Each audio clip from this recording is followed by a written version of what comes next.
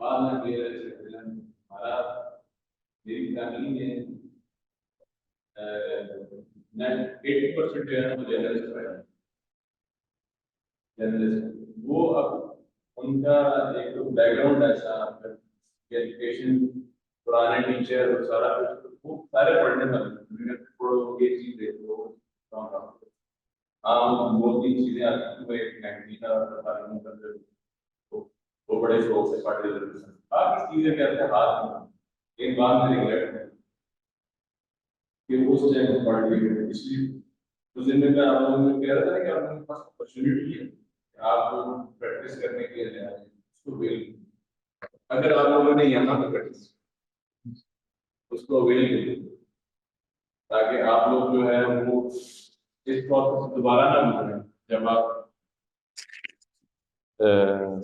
Join करें ये professional life में आए तो दोबारा इस प्रोसेस से ना गुजरें जिस प्रोसेस से हम गुजरते हैं। और यहाँ पे आप लोगों को सबसे बड़ा जो डिसएडवांटेज है वो ये है कि सिखाता कोई नहीं, भगाते सारे हैं, सिखाता कोई नहीं।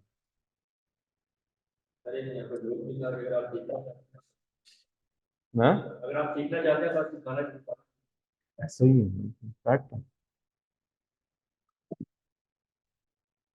लास्ट क्लास में ना हमने इसका ईयू का बैकग्राउंड और ईयू इंस्टीट्यूशंस और ईयू के फंक्शंस और सारी चीज़ें डिस्कस की। इस सेशन में हम ईयू के जो इंस्टीट्यूशन है उनको फर्दर डिटेल में डिस्कस भी करेंगे, उनके रोल्स, पावर्स, फंक्शंस, डेवलपमेंट और सारी चीज़ें उनकी इस सेशन में कवर करेंगे। ईयू के जो इंस्टीट्यूशन है वो तो आप लोगों की नॉलेज में है कि ईयू के कौन कौन से इंस्टीट्यूशन है, ठीक है। इसमें यूरोपियन काउंसिल है, कमीशन है, इसके बाद फिर एक काउंसिल है, पार्लियामेंट है और कोर्ट ऑफ जस्टिस है। और कोर्ट ऑफ जस्टिस की भी आगे फर्दर सब कैटेगरीज हैं, जनरल कोर्ट है, ऑडिटर कोर्ट है और ईसीबी है।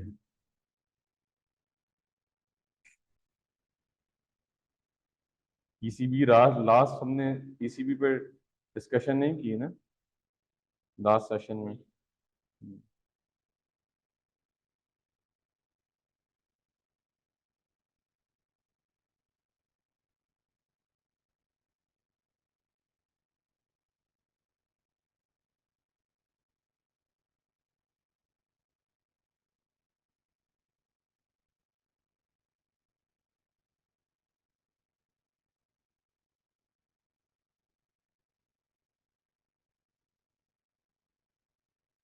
ECB by the way European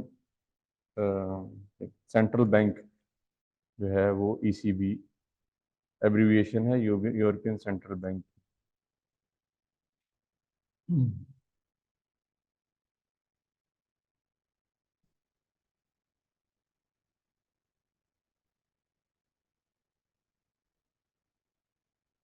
laptop मेरा हैंग हो रहा है डिले के लिए, पहले से एक्सक्यूज कर रहा हूँ, लैपटॉप को कोई इशू हो रहा है।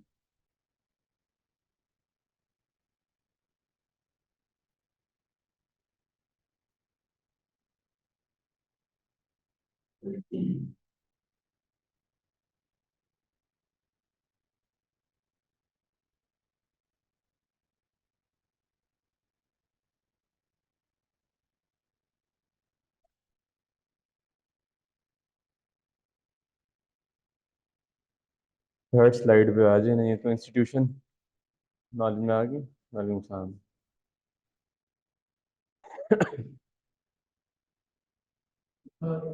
वालेकुम सलाम। नाम बताओ।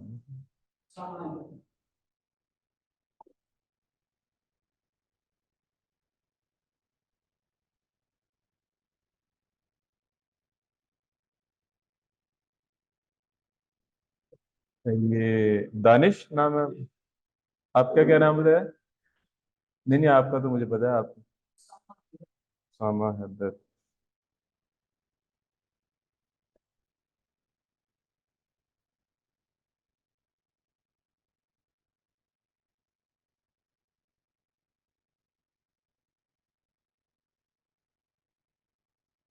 कि इसमें तो नाम ही नहीं आता।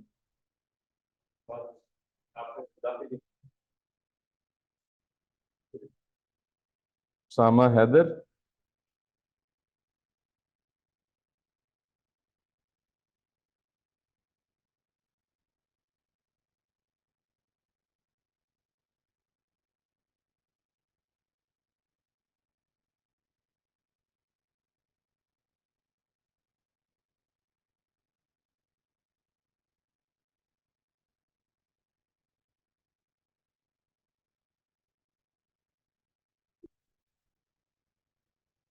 थर्ड स्लाइड है जी। The European council is now, अच्छा बैकग्राउंड दे दूं आपको। यूरोपियन इंस्टीट्यूशंस का डिटेल में हम डिस्कस करेंगे। लास्ट डेट पे हमने हिस्टोरिकल बैकग्राउंड, ईयू की डेवलपमेंट, वो सारी चीजें डिस्कस की थी। इस लेक्चर में हम डिस्कस करेंगे यूरोपियन इंस्टीट्यूशंस को डिटेल में, ठीक है। पांच छह यूरोपियन इंस्टीट्यूशंस हैं, ठीक है। लास्ट एक मिनट इस स्लाइड थोड़ी एक पीछे दिखा दो, इनको ओवरव्यू दे दें, उसके बाद चलते हैं, ठीक है। यूरोपियन काउंसिल है, यूरोपियन कमीशन है, द काउंसिल है, पार्लियामेंट है, कोर्ट ऑफ जस्टिस है और ईसीबी है, यूरोपियन सेंट्रल बैंक, ठीक है। आगे अब जी European council. The European Council is now one of the institutions of the EU and listed in Article 13. TEU stands for Treaties of European Union, is of great importance. It originally arose out of informal meetings between the heads of the state or government of the member state during the 1970s. Since 1974, it has held regular summits and its composition has been formalized. At these meetings, high-level decisions about the future development of the EU are made and dispute between member states, for example, over budget contributions, are addressed. The CFSP is subject to specific rule and procedure and is largely defined in the implemented by the European Council and the Council of EU. आगे articles का reference दिया हुआ है, अगर आप इसको detail में पढ़ना चाहें। वैसे ऐसा इसकी रिक्वायरमेंट नहीं है, लेकिन रेफरेंस के लिए अगर आप उनको मजीद पढ़ना चाहें तो आप इनको नोट कर सकते हैं और स्टडी कर सकते हैं, ठीक है।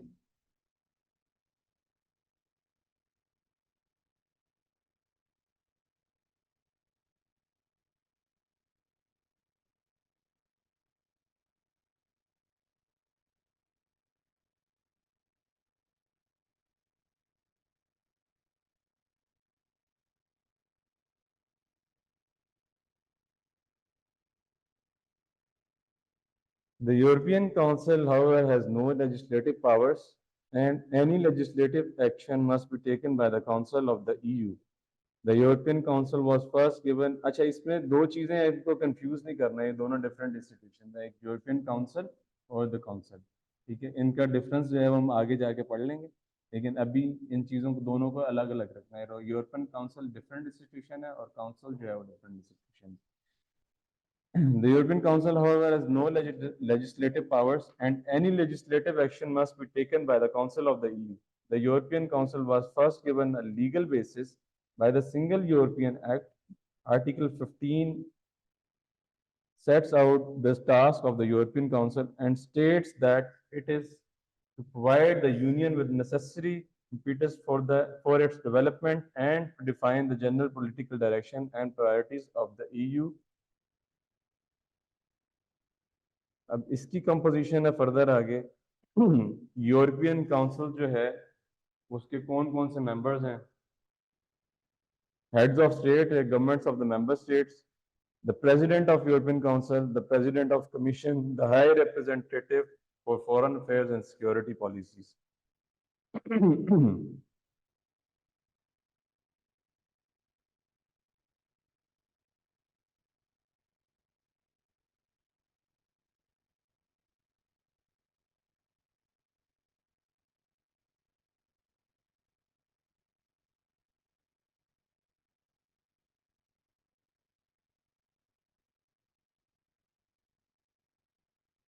नोट कर लें, चेंज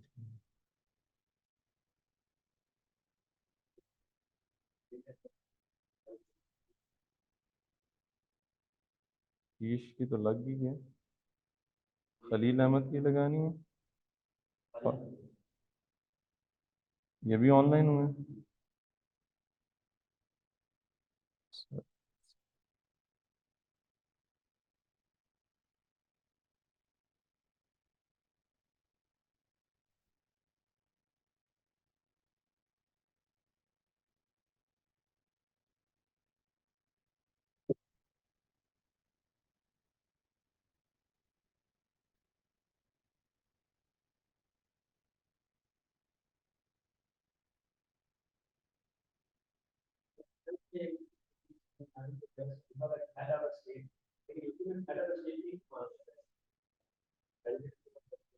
प्राइम मिनिस्टर।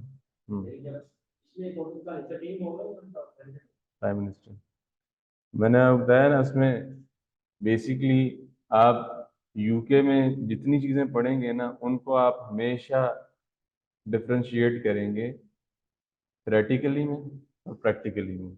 ये चीज़ें डिफ्रेंशिएट करेंगे मुख्तलिफ जगहों पे। मतलब अब जो मोनार्क है यूके का, वो ऑस्ट्रेलियन कंट्रीज का भी मोनार्क है और कनाडा का भी मोनार्क है, और एक गालिबन और है, ठीक है। लेकिन उनके अपने अपने हेड ऑफ स्टेट्स भी हैं। सिंबॉलिक है बेसिकली मोनार्क का कॉन्सेप्ट जो है ना, उसको आप सिंबॉलिकली लेंगे। अब आप उसकी पावर का, मैंने आपको लास्ट टाइम एग्जांपल दी थी ना, कि उसकी पावर का आप इससे अंदाजा लगाएं कि कोई भी पब्लिक बिल है वो अप्रूवल के लिए जाता है हाउस ऑफ लॉर्ड्स में, जनरेट हुआ वो ऑब्वियसली हाउस ऑफ कॉमन्स में, वो जाएगा अप्रूवल के लिए हाउस ऑफ लॉर्ड्स के पास, ठीक है। उस प्रोसेस को कहेंगे, जब इनिशियली जाएगा तो फर्स्ट रीडिंग का प्रोसेस होता है, पब्लिक में आप लोगों ने पढ़ा होगा। उसके बाद फिर सेकंड रीडिंग और फिर थर्ड रीडिंग, ठीक है। और अगर उसमें भी हाउस ऑफ लॉर्ड उसको कंसिडर नहीं करते तो फिर वो डायरेक्ट रॉयल असेंट के लिए जाता है, और रॉयल असेंट जब हाउस ऑफ कॉमन से अप्रूव है तो फिर रॉयल असेंट सिर्फ और सिर्फ एक आपके फॉर्मेलिटी है, उसने रॉयल असेंट देना ही देना, क्योंकि house of Commons with the passage of time इतना अपने आप को डेवलप कर चुके हैं, इतने स्ट्रेंथन कर चुके हैं कि अब उनको आप हिलाना मुश्किल। मोनार्क से ज्यादा पावर्स आप कंसिडर करें बेसिकली, वैसे मोनार्क है सब, लेकिन उससे ज्यादा कंसिडर करें कि पावर्स जो है वो हाउस ऑफ कॉमन्स के पास, और उसकी रीजन वो देते हैं, जस्टिशिएबल रीजन है उनकी। एक तो ये कि वो डायरेक्टली अपॉइंटेड बाय पब्लिक हैं, और पब्लिक क्योंकि वो वेलफेयर स्टेट है, वो पब्लिक इंटरेस्ट जो है वो प्रायोरिटाइज करते हैं, तो इसलिए मोनार्क जो है उसकी वैल्यू सिंबॉलिक है।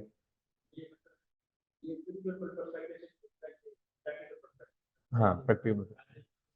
हाँ। बिल्कुल ऐसे ही। आगे हम फर्दर वो डिस्कस करेंगे, तो उसमें वो प्रॉपर मेंबर्स की इन्होंने वो दी हुई है, कितने मेंबर स्टेट्स हैं, किस स्टेट के कितने मेंबर स्टेट हैं यू पार्लियामेंट को, जैसे हैं टोटल नंबर्स। वैसे तो इन्होंने एक लिमिट सेट की हुई है कि 750 से अबव नहीं होने चाहिए, ठीक है। और लास्ट टाइम गालिबन हमने 720 आई थिंक पढ़ा था मेंबर स्टेट जो है ईयू के, अब रिड्यूस हो चुके हैं 705 पे, ठीक है। तो वो उसकी भी बाइफर्केशन दी हुई है कि कौन सी स्टेट के कितने कितने मेंबर हैं।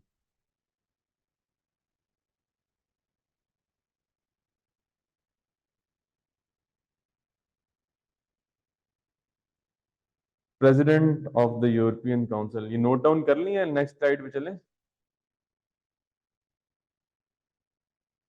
The TEU provides in Article 15(5) for an election by qualified majority of a president for a term of 2.5 years, renewable ones.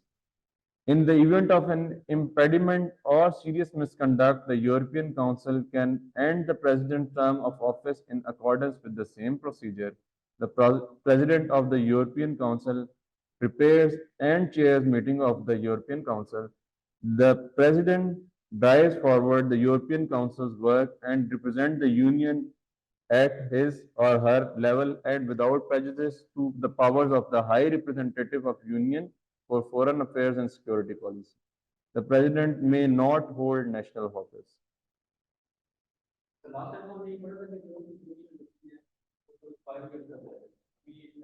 President का टेन्योर है ना, कमीशन जो पार्लियामेंट का टेन्योर है वो 5 ईयर होगा, पार्लियामेंट का टेन्योर 5 ईयर होगा, और उसके अलावा जो काउंसिल जो भी अडॉप्ट होगी ना उसका भी टेन्योर 5 ईयर्स ही है।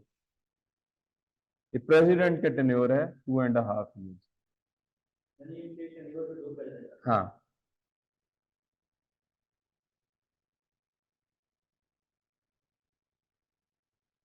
तो जो प्रोसीजर उसको अपॉइंट करने का होगा सेम प्रोसीजर ही उसको रिमूव करने का भी होगा। The European parliament, European council, ये तो हो गया ना। नेक्स्ट स्लाइड है European parliament. A key institutional change in the evolution of European Union has been the development of the powers and status of the EP. The Parliament has gone from being merely a talking shop in 1957 with the power at most to be consulted by the Council on legislative proposals to being a co-legislator in many areas of the treaty with the real powers of scrutiny and supervision over the other institutions. Parliament जो भी law derive करती है या जो भी law propose करती है उस प्रपोजल में with the consultation of council कोई भी अगर लीगल प्रपोजल आएगा, पार्लियामेंट इटसेल्फ उसको लॉ नहीं मेड कर सकती, उसकी मजबूरी है, बाउंड है कि वो काउंसिल को कंसल्ट करेगी किसी भी लेजिस्लेटिव प्रोसेस में।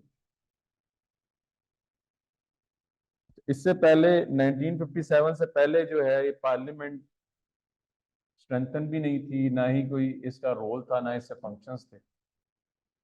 और 1957 के बाद जो है वो इसके इसको एम्पावर भी किया गया, स्ट्रेंथन भी किया गया, और फिर लेजिस्लेशन भी प्रॉपर इन्होंने start. However, that although it fulfills the two normal functions of a legislature, enactment of legislation and scrutiny of other institutions, unlike national legislatures, it does not generally have sole power to enact legislation. Even now, it is less powerful legislator in key areas of union competence, and the council remains the principal legislative body for the European Union. अच्छा, इस तरह जैसे आप UK की example लेते हैं कि UK में पार्लियामेंट जो है उसके रोल्स, वो सुप्रीम है, सुपीरियर है, सारा कुछ है। आप उसी की एग्जांपल को कोट करें और यहाँ पे अंडरस्टैंड करें सिचुएशन को कि इसके जैसे नेशनल लेवल, वो नेशनल पार्लियामेंट हुई, नेशनल लेवल पे पार्लियामेंट जितनी स्ट्रांग होती है लॉ मेकिंग में, डिसीजन मेकिंग में, इम्प्लीमेंटेशन में, उस तरह ईयू पार्लियामेंट स्ट्रांग नहीं। उसकी सबसे बड़ी एग्जांपल ये है कि यूरोप में यूके जो है वो अपनी लेजिस्लेशन के ऊपर चलता रहा, अपनी टर्म्स एंड कंडीशन पे प्रिवेल करवाता रहा। तो मतलब अगर इतने एम्पावर्ड हो यूरोपियन पार्लियामेंट के, वो यूके के ऊपर भी इम्प्लीमेंट करवा सकती थी, तो उसको उस पे भी वही सारी लाइबिलिटीज और क्या कहते हैं रिस्पॉन्सिबिलिटीज या लॉ लेजिस्लेशन जितनी उनकी ईयू की है वो वहां पे भी इम्प्लीमेंट करवाते हैं। वो इट मीन्स के वो यहाँ पे भी फिर वही डिफरेंस आ जाता है, ठीक है, कि आप यहाँ पे पार्लियामेंट का रोल पढ़ेंगे कि पार्लियामेंट लॉ मेकिंग बॉडी है, इंपॉर्टेंट है, और जितनी मेंबर स्टेट्स हैं वो बाउंड हैं। लेकिन on the other hand, on the contrary, आपको कंट्रीज मिलेंगी जो लॉ ओबे नहीं करती टू सम रीजंस, उन जो भी उनकी पर्सनल रीजंस होंगी उसके भी आप है। अब जैसे यूके जो है उसको लगता था कि पाउंड हमेशा जो है वो ऊपर ही रहेगा, तो उन्होंने पाउंड जो है वो यूरो में कभी convert.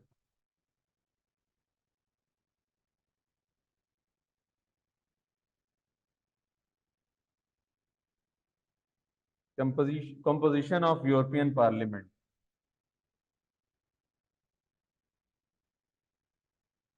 The body that was to develop into the European Parliament was initially called the Assembly and was one of the institution of ECSC.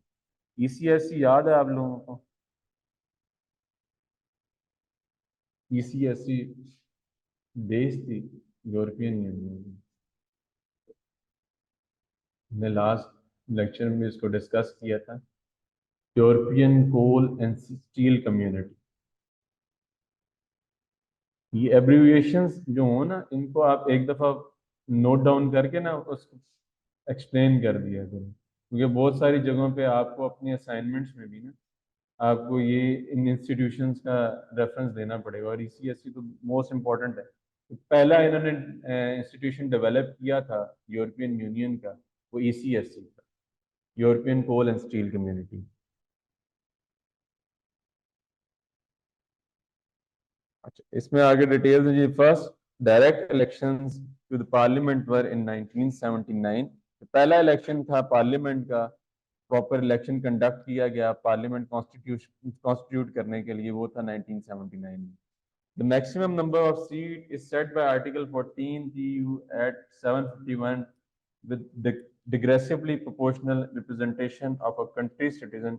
The maximum number of members per country is set at 96, the minimum being 6. अच्छा, maximum number किसी भी country के जो होंगे वो 96 तक होंगे, और जो मिनिमम नंबर होगा वो 6 होगा। MEPs sit in transitional group according to political affiliation. अब ट्रांजिशनल ग्रुप जो है, तो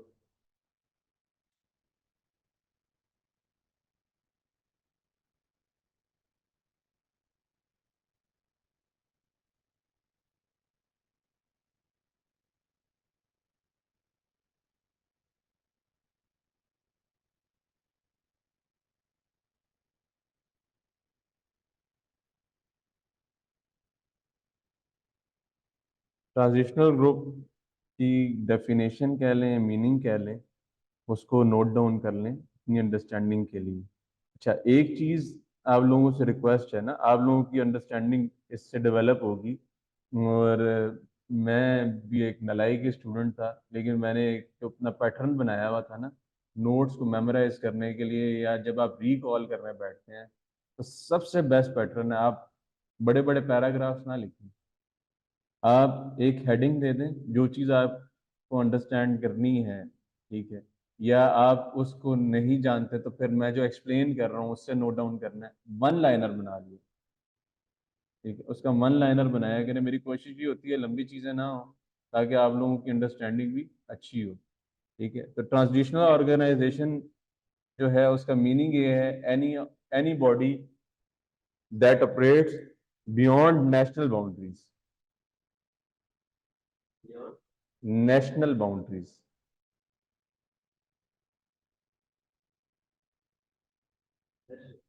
हम्म।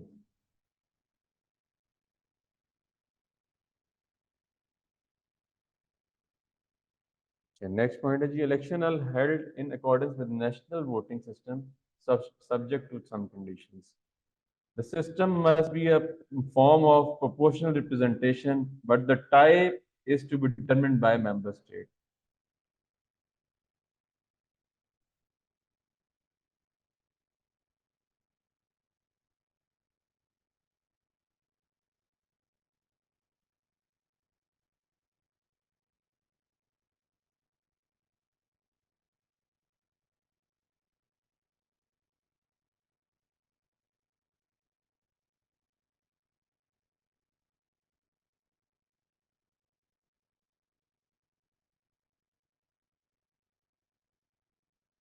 फिर आएंगे वो भी।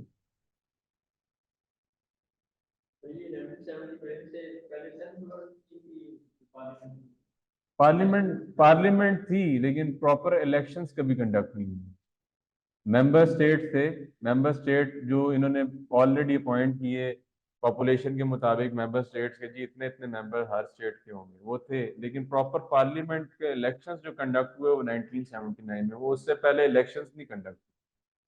पार्लियामेंट उससे पहले लेजिस्लेटिव बॉडी भी थी भी नहीं ना। वो जो इन्होंने लेजिस्लेशन उसमें की हुई थी, वो इन्होंने जो इनके बैकग्राउंड में जो लॉज पड़े हुए थे, ऑलरेडी प्रिपेयर्ड ट्रीटीज थी, उसको इन्होंने उसका हिस्सा बना दिया। तो इस तरह प्रॉपर लेजिस्लेशन भी नहीं हुई उसमें। उसके बाद जाके इन्होंने इसमें प्रॉपर पार्लियामेंट अपॉइंट करने के बाद इन्होंने लेजिस्लेशन स्टार्ट की, वो सारा प्रोसेस हुआ।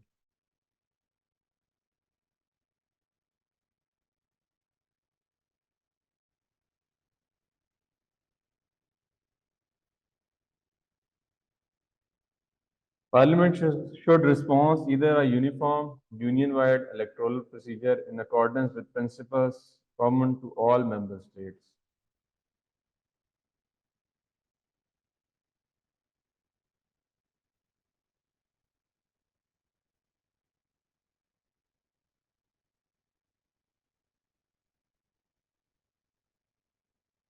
अंडरस्टैंडिंग है इस पॉइंट की? बड़ा सिंपल सा पॉइंट है, एक्सप्लेन कर दूं।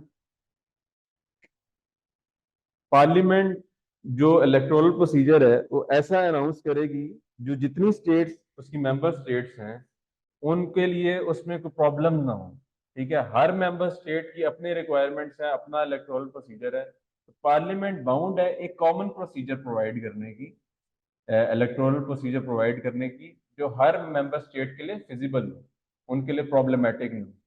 ठीक है, क्योंकि अब पार्लियामेंट अगर एक ऐसा सिस्टम जो नया हो वो अगर उनको प्रोवाइड करेगी तो ऑब्वियसली हर स्टेट को उसको अडॉप्ट करने के लिए प्रॉब्लम होगा, और फिर एक नया आपके फ्लड गेट ओपन करने वाली बात।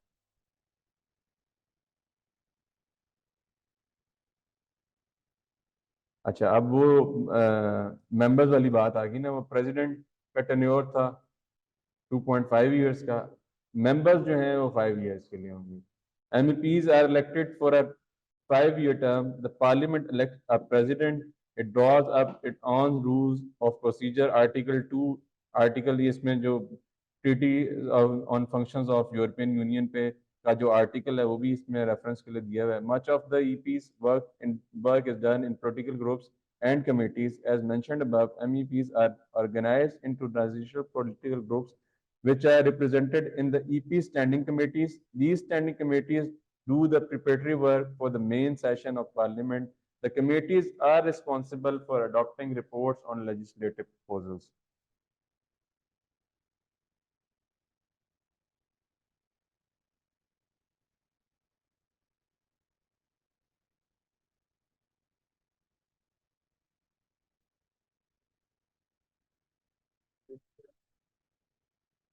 कमेटीज के हवाले से हम आगे इसको फर्दर जब पढ़ेंगे ना, कमेटीज आपको वहां पे क्लियर हो जाएंगी, कमेटीज के रोल्स क्या हैं। ठीक है, कमेटीज कॉन्स्टिट्यूट कैसे होती हैं। ठीक है, तो इसलिए वो आपको कमेटीज वाला पॉइंट, बाकी तो जनरल है, कमेटीज वाली चीज अंडरस्टैंड नहीं कर पा रहे हो, कमेटीज हम आगे फर्दर जब इसको पढ़ेंगे तो उसमें उसमें एक्सप्लेन करेंगे। ठीक है,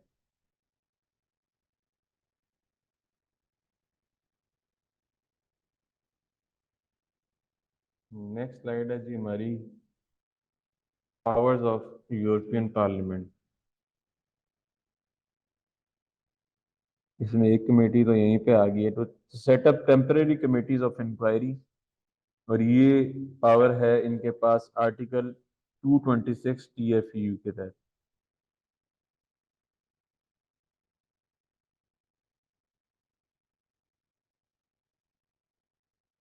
सेकेंड है जी टू अपॉइंट एन ऑम्बड्समैन, और इसका आर्टिकल 228 है TFEU का। TFEU क्लियर है ना?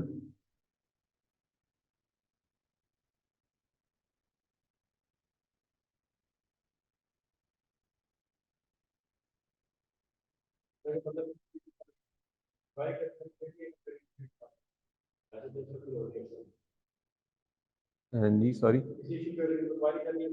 हाँ टेम्परेरी कमेटी तब कॉन्स्टिट्यूट की, नहीं उससे पहले कमेटीज वैसे तो अदरवाइज बनी हुई, डिफरेंट कमेटीज बनी होती हैं। हाँ, आई बस बेसिकली इसमें पोर्ट्रे ये किया जा रहा है कि उनके पास पावर्स क्या क्या है यूरोपियन पार्लियामेंट के पास।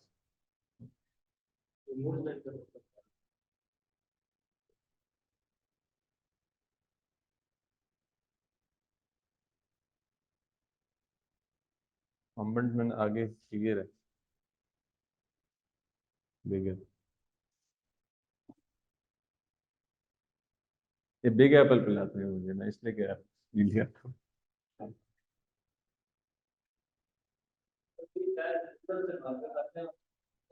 वो मुझे है आइडिया, लेकिन बिग एप्पल पिलाते हैं ना। हम्म।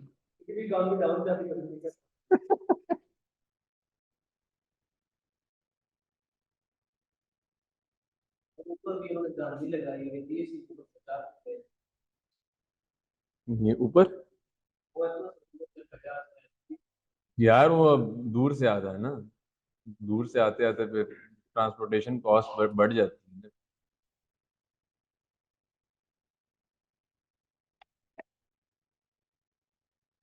हालांकि लोकल है, यहाँ पे मार्केट पास में, ये नहीं कि बंदा दूर से लेके आ रहा है तो आपको मसला होगा। मार्केट पास हमारे सरकारी इदारों वाला हाल है। अच्छा, ombudsman आगे explain that the ombudsman task is to consider allegation of maladministration by the union institutions or bodies other than the courts acting in their judicial role. It may initiate an investigation itself or respond to a complaint received direct or via an MEP. MEP stands for Member of European Parliament.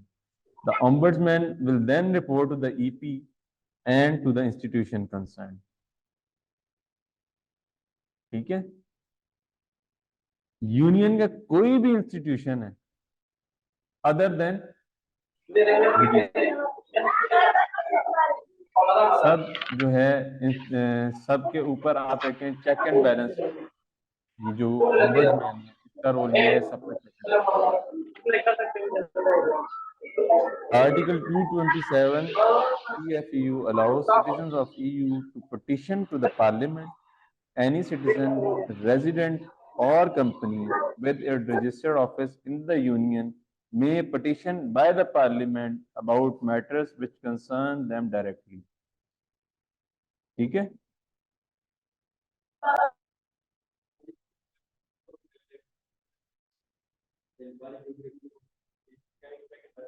Check and balance रखना, मैल administration किसी भी institution में होगी उस पर।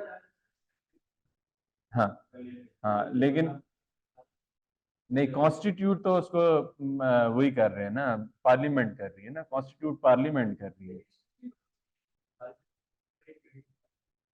Temporary committee, temporary तो उसको उसका नाम जो है वो इट सेल्फ एक्सप्लेन कर रहा है ना कि टेम्परेरी इंक्वायरी कमेटी किसी कोई इशू अराइज होगा जो टेम्परेरी नेचर का होगा उसको रिजॉल्व करने के लिए। ऑम्बड्समैन जैसे आपका अपना ऑम्बड्समैन है, बाकी मोहतसिब जो है फेडरल ऑम्बड्समैन है, फिर पंजाब का अपना ऑम्बड्समैन है, उनका पर्पस यही है ना। इसी तरह इनका ये ऑम्बड्समैन इंस्टीट्यूशन जो है उसका पर्पस यही है।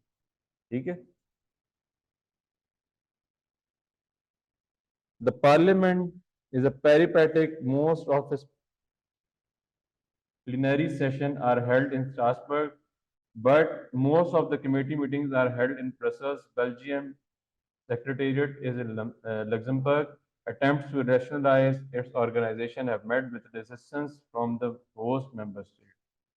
अच्छा, अब पेरिपेटेटिक का मतलब क्या है? चलती फिरती। आसान उर्दू में उसका मतलब ये है चलती फिरती।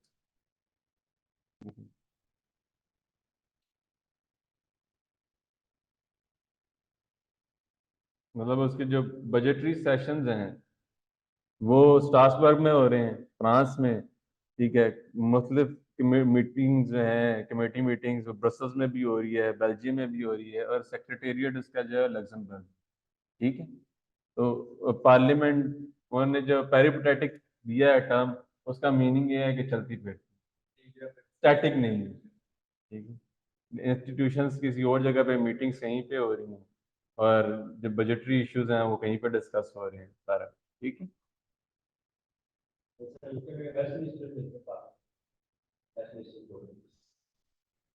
होप्स 10 साल हो गए हैं चूंकि पार्लियामेंट और सारी चीजें पढ़े।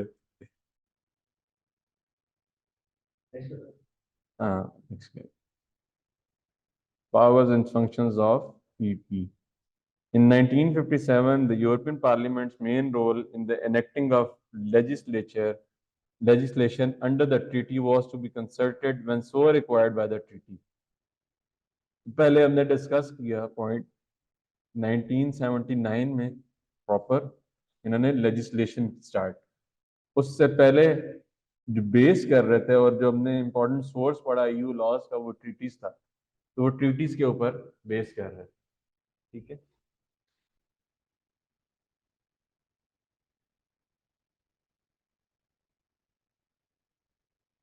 This procedure applied in a limited number of areas of community competence. Next point है, ये क्या आके चली गई है या ये ऑफ हो गया?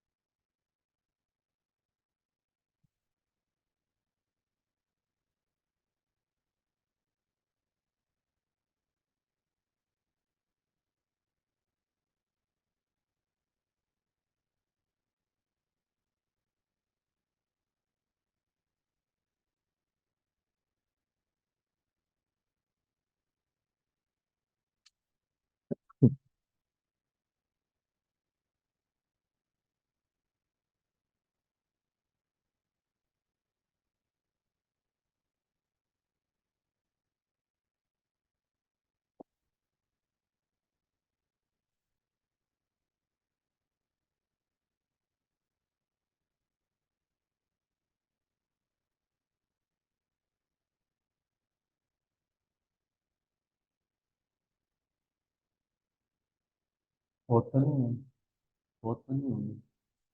मैंने कहा हयात है ना।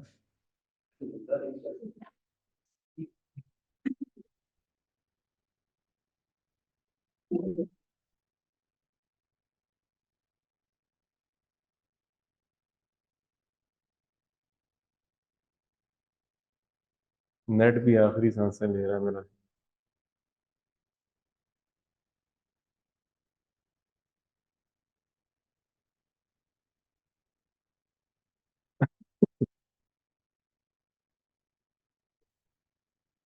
हम्म,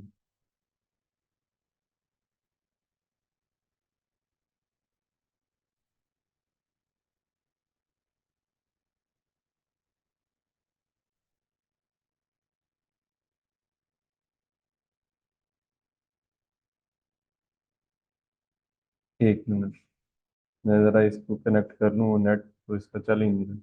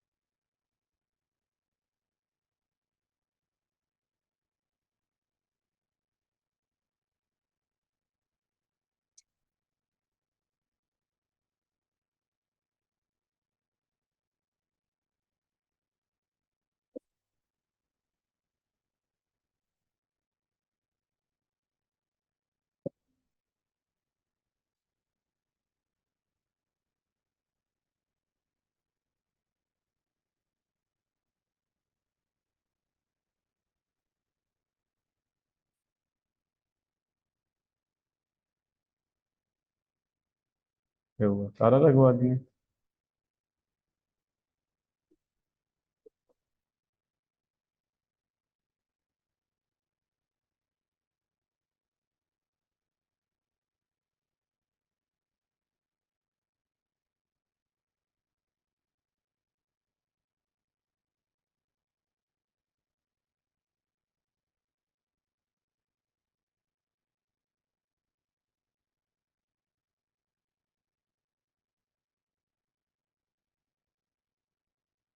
The ECJ, in a line of cases that sentence consolidated the Parliament's position in the EU legal order, ruled that the Parliament must be consulted when so required by the treaty. Failure to observe this essential procedure requirement is a ground for annulment under Article 263 TFEU. अच्छा, कोई भी parliament rule या law जब भी develop करने जाएगी, उसको ये चीज़ मद्देनज़र रखनी है कि वो ट्रीटी से उसका कोई क्लैश ना हो, ठीक है। और अगर पार्लियामेंट इस प्रिंसिपल को ऑब्जर्व नहीं करती तो पार्लियामेंट अंडर आर्टिकल 263 अबॉलिश समझें, अबॉलिश कर दी जाएगी। एनलमेंट आप उसको उसकी कंसिडर करेंगे, अबॉलिश कर दी जाएगी या खत्म कर दी जाएगी। ठीक है, आर्टिकल 263 जो है वो एम्पावर करता है कि पार्लियामेंट अगर रूल्स एंड रेगुलेशंस को फॉलो नहीं करती तो उसको abolish कर दिए जाए. Also, over time, the budgetary powers of the parliament have been considerably extended. With the passage of time, parliament के रोज उसकी स्पेसिफिकेशंस जिस तरह एडवांस होती रही, इंप्रूव होती रही, स्ट्रेंथन होती गई, इसी तरह उसका बजटरी रोल जो है वो भी इंप्रूव हुआ, स्ट्रेंथन हुआ. The SCA single European act 1986, SCA जो है वो सिंगल यूरोपियन एक्ट है. ठीक है,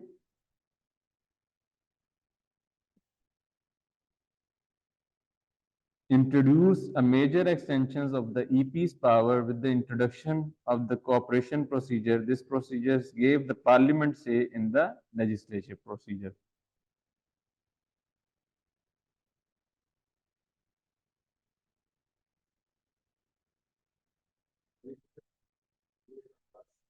कॉपरेशन प्रोसीजर वही है ना कि जो आपके काउंसिल है, यूरोपियन काउंसिल है, उसकी कॉपरेशन के साथ, उसकी कंसल्टेशन के साथ आप कोई भी लॉ जो है वो डेवलप करेंगे.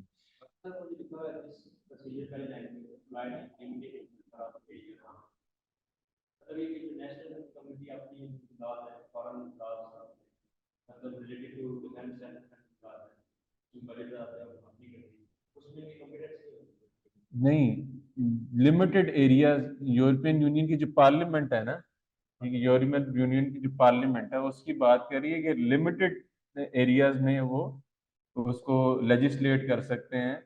ये this procedure applied in limited number of areas of community competence.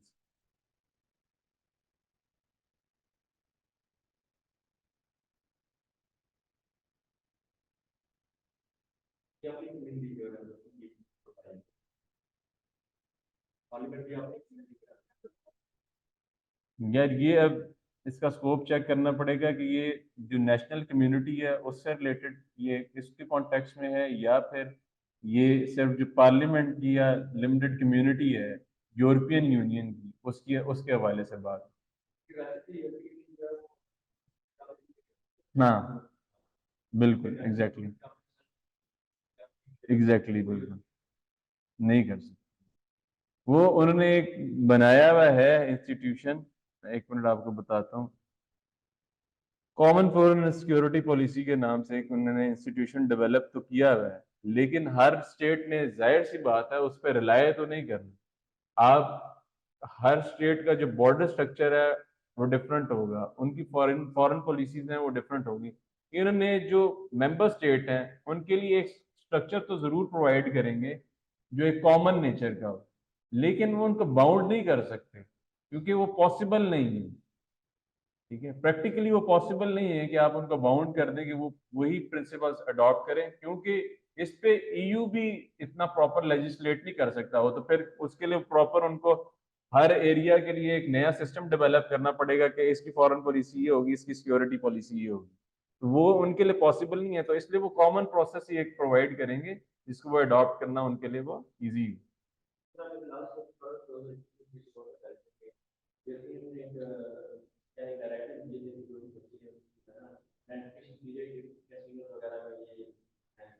Under as.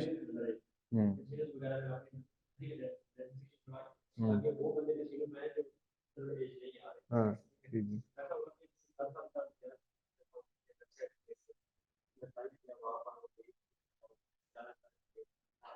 अपने पेरेंट्स की क्रेडिट कार्ड लेके वहां पर 10,000 यूरो क्या लेके आप उसमें अप्लाई कर दिए. अब वो पेरेंट्स हैं उन्होंने केस कर दिया स्टेट की, स्टेट की ऑब्लिगेशन बनती थी यूरोपियन की और जो डायरेक्टिव है उसको फॉलो करना. तो ये काफी कंट्रोल काफी हुआ. नहीं, केस, एक केस करना जो है ना वो डिफरेंट बात है. ठीक है, वो एक डिफरेंट पर्सपेक्टिव में चला जाएगा. देखिए, वो EU ने एक लॉज बना दिए, वो तो जनरल लॉज आ गए ना. मैंने वही कहा ना आपको, कॉमन लॉज जो होंगे ना वो EU पे या मेंबर स्टेट पे अप्लाई करना EU के लिए बड़ा आसान है. अब ठीक है, ये तो उन्होंने एक ह्यूमन राइट्स की बात कर दी ना, ह्यूमन राइट्स वाली बात आ गई. ह्यूमन राइट्स दुनिया में चेंज तो नहीं हो सकते, जो बेसिक राइट्स हैं वो तो सेम रहेंगे ना. ठीक है, इसको अप्लाई करना या इसको कंट्रीज को अडॉप्ट करना ये बड़ा इजी है. ठीक है, as compare to foreign policies और सिक्योरिटी पॉलिसीज, वो डिफरेंट होगी। अब यूरोपियन यूनियन मिसाल के तौर पे एक लॉ रख दे कि कोई भी मुल्क जो है वो अपनी आर्मी 10,000 से ऊपर ज्यादा बढ़ा नहीं सकता, ठीक है, 10,000 से ज्यादा आपकी आर्मी नहीं होगी। अब एक मुल्क की रिक्वायरमेंट है, उनकी जो बॉर्डर है वो उनका काफी बड़ा है, तो वो 10,000 कैसे कवर करेंगे? मैं एक एग्जांपल दे रहा हूँ आपको, एग्जांपल कोट करने के लिए, अंडरस्टैंड करने के लिए, कि अगर यूरोपियन यूनियन एक ऐसा लॉ यूरोपियन पार्लियामेंट पास कर देती है कि जो भी मेंबर स्टेट है वो 10,000 की आर्मी रखेगी, 10,000 से ऊपर आर्मी नहीं रखेगी, तो उसको अप्लाई करवाना वो डिफिकल्ट है और पॉसिबल भी नहीं है। जो ह्यूमन राइट्स की बात है वो डिफरेंट चीज है। एक केस का मुझे याद नहीं आ रहा, टाइटल क्या था, पुरानी बात हो गई है। उस केस में ये था कि वो जो आप ये पॉइजनस इंजेक्शन लगाते हैं ना डेथ के लिए, कोई बंदा पैरालाइज्ड हो गया, बस ब्रेन वर्किंग है, बॉडी उसकी जो है वो रिस्पॉन्सिव नहीं है, ठीक है, तो एक बंदा था वो, उसकी यही कंडीशन थी, ठीक है, वो था यूके यूके का, उसकी यही कंडीशन थी। नहीं, आप लोगों को क्रिमिनल लॉ में पढ़ाया कि नहीं पढ़ाया, हमें क्रिमिनल लॉ में ये केस हमने पढ़ा, उसकी यही कंडीशन थी, तो वो उसका case European court of human right तक गया था, उसमें भी अच्छा उसकी अपनी स्टेट की जो सुप्रीम कोर्ट थी उसने भी रिजेक्ट कर दिया, वो फिर European court of human rights में चला गया केस उसका, वहां से भी रिजेक्ट हुई। अब ये प्रोसेस आप कर सकते हैं, जहां पे ह्यूमन राइट्स की बात आ रही है ना वो डिफरेंट स्टेचर है उसका, लेकिन जहां पे पॉलिसीज की बात आएगी वो हर स्टेट की डिफरेंट पॉलिसीज होंगी, हर लॉ अप्लाई नहीं कर सकते आप मेंबर स्टेट के ऊपर।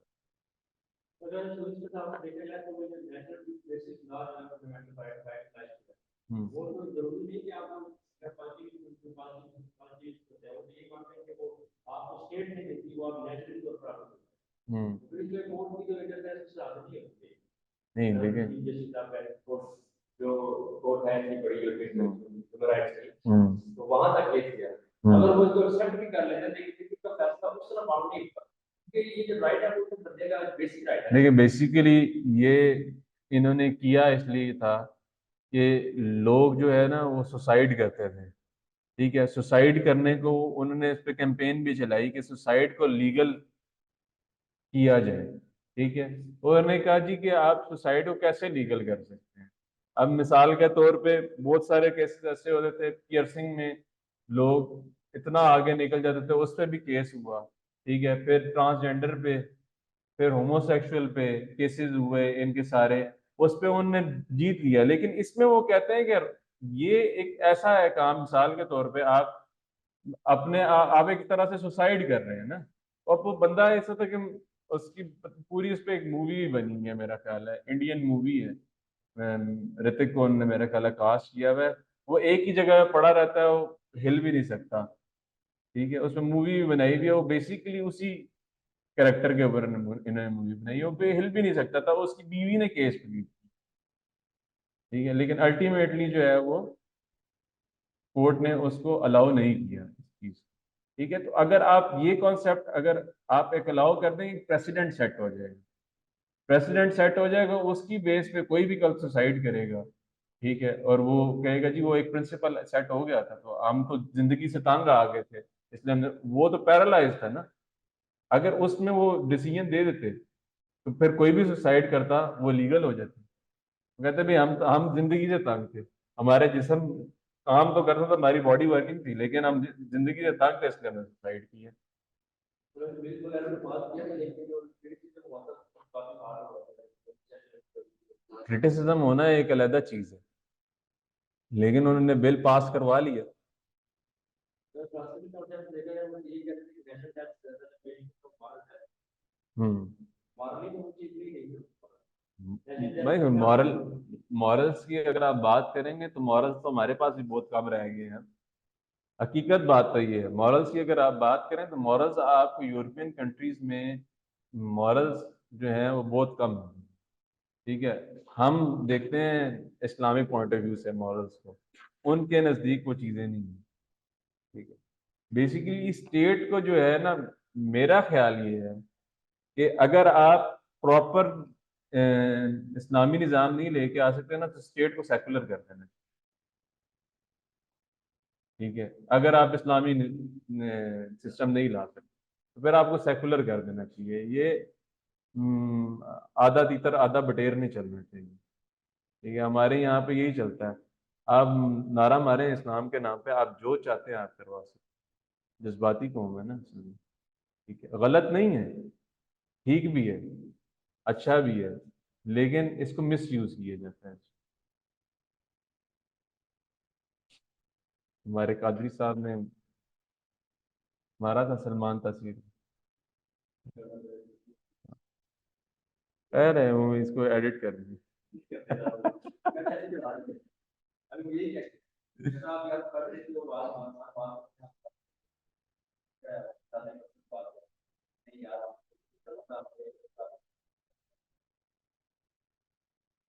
ठीक है, बात नहीं इनको यार, फिर तुम, मैं परमिशन नहीं देता ऐसे लेक्चर अपलोड कर रहे हैं कि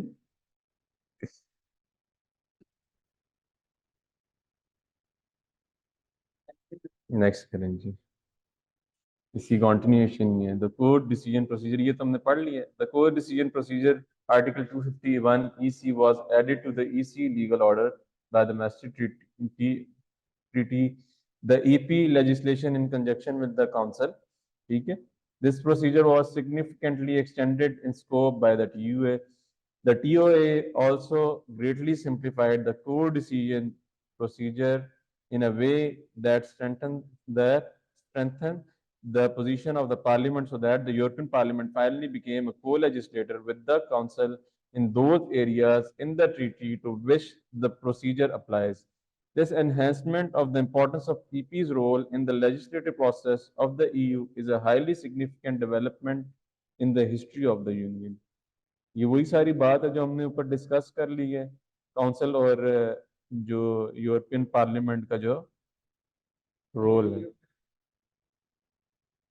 किसकी? टीओए, यार मैं भूल गया हूँ, एक मिनट चेक करके भी बताता हूँ। टीओए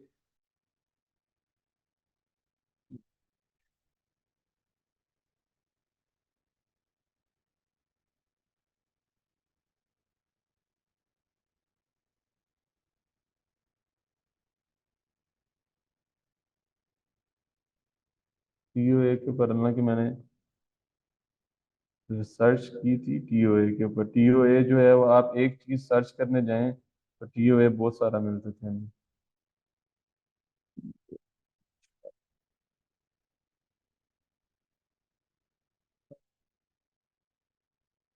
सिंपल सी चीज थी कोई।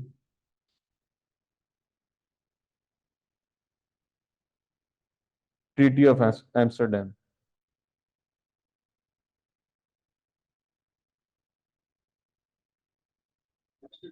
एम्स्टरडेम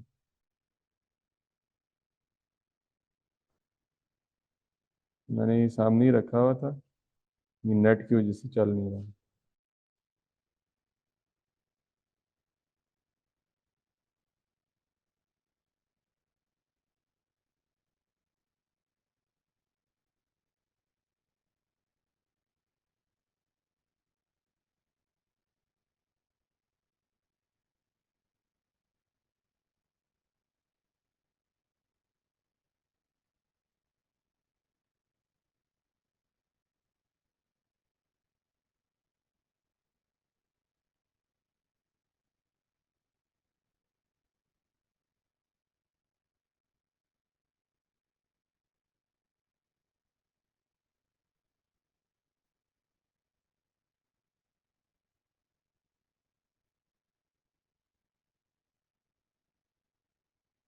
क्लियर है पॉइंट? इसको हम ऑलरेडी ऊपर डिटेल में डिस्कस कर चुके हैं। ये यहाँ पे जो एक्सप्लेन किया हुआ है को डिसीजन प्रोसीजर बेसिकली है क्या, कि काउंसिल के साथ जो पार्लियामेंट लेजिस्लेशन करेगी उसको को डिसीजन प्रोसीजर का नाम दिया है। और इसका जो रेलेवेंट आर्टिकल है वो 251 है। हाँ, सिंप्लीफाइड। अच्छा, ट्रीटी ऑफ एम्स्टरडेम को नोट डाउन आप कर लीजिएगा। ये भी ट्रीटी जो है यूरोपियन लॉज का हिस्सा ही है। आर्टिकल यार नेट से देख लो, वैसे ही रेफरेंस दिया हुआ है, ये आपको मेमोराइज करने की जरूरत नहीं है। ये बेसिकली ये रेफरेंस के लिए है। ठीक है, जो भी पावर्स उनको मिली हुई हैं या जो चीजें हैं वो लॉ कहाँ पे प्रोवाइड कर रहा है, नोट डाउन कर लेते तो वन लाइनर है, कोड डिसीजन प्रोसीजर लिखो, आगे आर्टिकल मेंशन कर, दैट्स इट। ठीक है।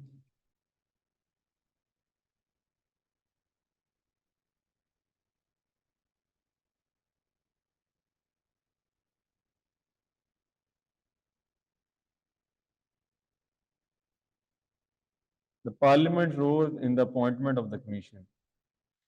The position of the parliament has been significantly strengthened in regard to the appointment of the commission. The appointment of the commission as a whole is subject to a vote of approval by the European Parliament. The nominee for the president of the commission has also to be approved by the parliament. ठीक है।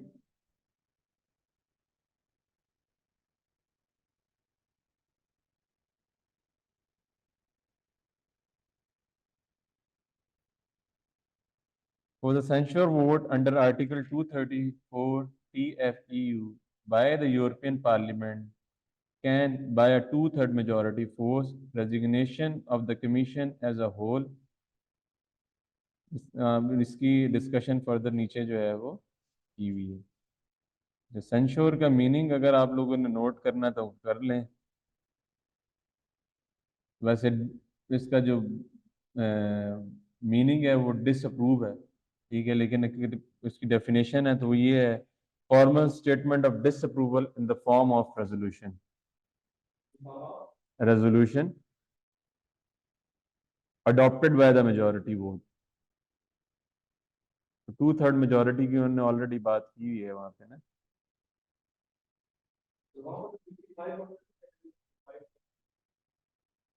इसमें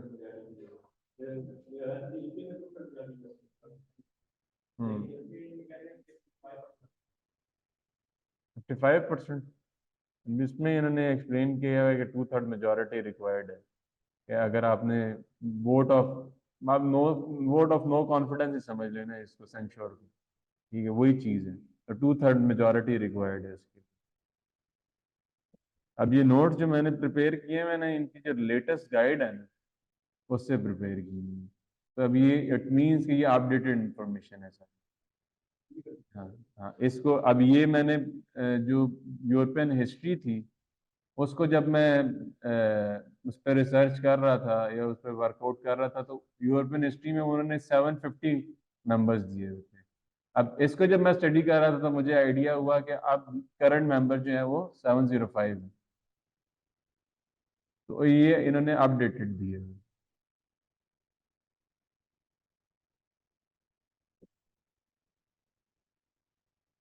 The Commission must reply to oral and written questions from the Parliament. Article next slide. Article 230 TFEU. The Council has accepted that it should respond to questions from the Parliament. Each year, the Parliament poses many written questions and questions for oral response. This is a very significant part of its role as a scrutineer of other institutions.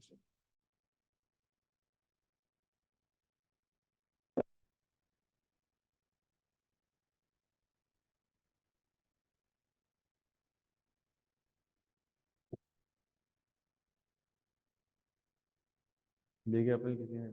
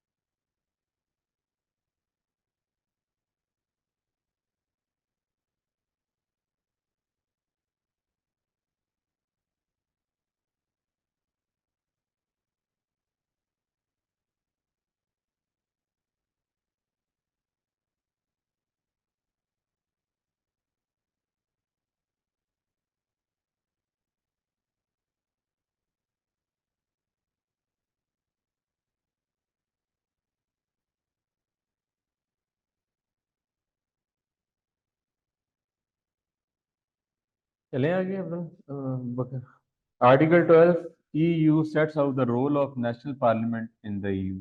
Article 12 जो है TEU का explain करता है कि national parliament का क्या role होगा EU में। ठीक है, उसको फर्दर एलेबोरेट अगर करना है तो उसमें ये है कि Article 12 of the Treaty of European Union and Protocol number 1 of the Treaty on the Functioning of European Union (TFEU) give national parliaments the right to receive information directly from the EU institutions on legislative programs, consultative documents, Council of the European Union minutes, etc.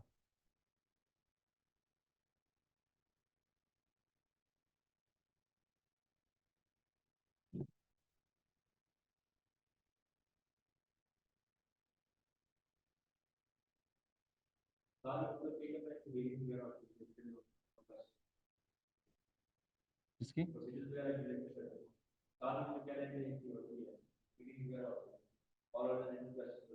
हाँ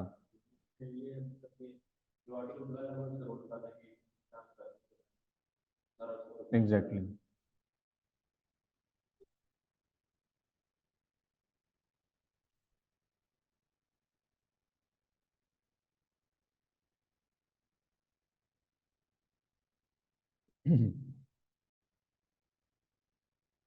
commission आ गया जी, parliament ने कर लिया discuss, इसके बाद commission आ गया, structure powers of the commission article 17 है जी और आर्टिकल 244 to 250 TFEU है।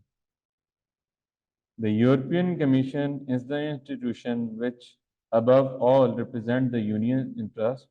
Its role is to propose new policies and initiate legislation.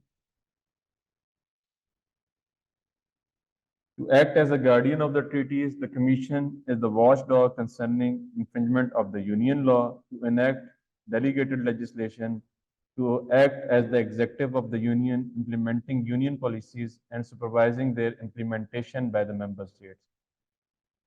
In certain areas, the Commission has the power to legislate in its own right. It also has powers to mediate between member states in the Council, to represent EU in external relations. ठीक है, इसमें कोई वैसे तो चीज़ें simple हैं, कोई चीज़ अगर नहीं अंडरस्टैंड कर पाए तो बता दें।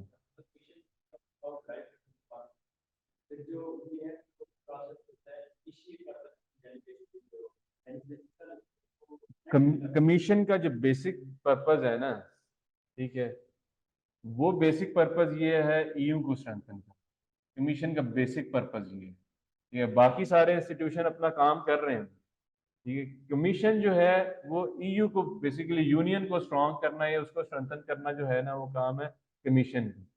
और कमीशन जो है आप उसको कहें कि कमीशन एक ऑफिसर का काम भी कर रहा है कि वो चेक एंड बैलेंस रख रहा है, चेक एंड बैलेंस रख रहा है, कोई इन्फ्रिंजमेंट ना हो, कोई लॉज जो हैं वो क्लैश ना करें EU लॉज के साथ किसी मेंबर स्टेट के, ठीक है। एंड डेलीगेटेड लेजिस्लेशन के हवाले से आपको है अंडरस्टैंडिंग डेलीगेटेड लेजिस्लेशन का, ठीक है। मेन लेजिस्लेशन जो होती है प्राइमरी लेजिस्लेशन के बाद जो किसी भी इंस्टीट्यूशंस को पावर्स ग्रांट की जाती हैं उसी लेजिस्लेशन के अंडर, ठीक है, वो रूल्स की सूरत में होंगे, वो रेगुलेशंस की सूरत में होंगे, वो उसको डेलीगेटेड लेजिस्लेशन का, डेलीगेटेड लेजिस्लेशन का कॉन्सेप्ट क्लियर है वैसे।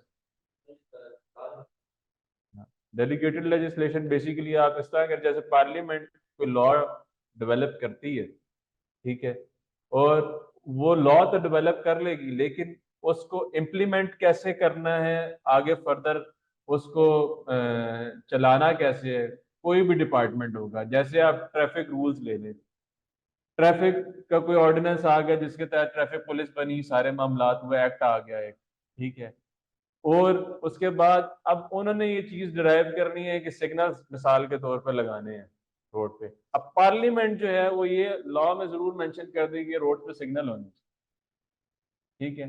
अब पार्लियामेंट बैठ के ये नहीं कर सकती कि पार्लियामेंट ये डिसाइड करे कि यार रावल चौक में सिग्नल होना चाहिए, चांदनी चौक में नहीं होना चाहिए, 6 रोड पे होना चाहिए, नहीं होना चाहिए।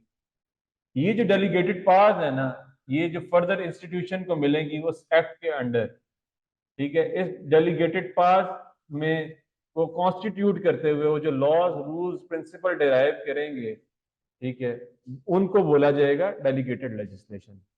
अंडरस्टैंडिंग डेवलप हुई है कि नहीं हुई? अगर नहीं हुई तो बता दें, बड़ा इंपॉर्टेंट प्रिंसिपल होता है डेलीगेटेड लेजिस्लेशन का, ठीक है। एक एक्ट पार्लियामेंट पास कर देती है, वो एक्ट गवर्न कैसे करेगा, रन कैसे करेगा, वो डिपार्टमेंट उसको चलाने के लिए, जैसे सीडीए का आप लोगों ने नाम सुना होगा, कैपिटल डेवलपमेंट अथॉरिटी। अब सीडीए डेवलप कर दिया गया, ठीक है, उसके बाद सीडीए ने रन कैसे करने हैं अपने बिजनेस अफेयर्स, ठीक है, वो सारे उसके लिए जो भी उस इदारे का हेड होगा या एक बॉडी कॉन्स्टिट्यूट की जाएगी, जो बॉडी होगी वो जो लॉज डिराइव करेगी या रूल्स डिराइव करेगी, वो डेलीगेटेड लेजिस्लेशन के अंदर। समझ आ गई? एक्ट ऑफ पार्लियामेंट आया, उसके बाद फर्दर आगे उसको उसके जो रूल्स कोई भी इंस्टीट्यूशन डिराइव करेगा वो डेलीगेटेड लेजिस्लेशन टू एक्ट। जी हाँ, यूनियन लॉज में भी बिल्कुल। मेल एडमिनिस्ट्रेशन को वो बेसिकली पर्पस उनका वो होगा, इनका तो लॉज से रिलेटेड जो है वो सारा।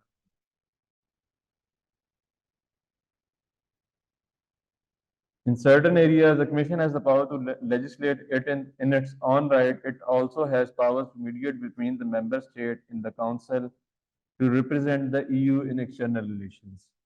ठीक है?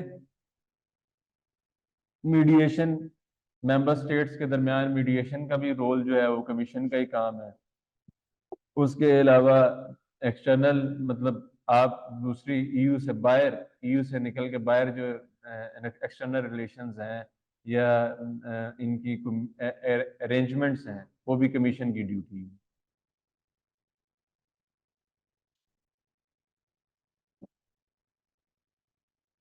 It was envisaged that from 1 November 2014, when a new commission was appointed, the number of members of the commission would correspond to 2/3 of the number of member states, unless the European Council, acting unanimously, decide to alter this number.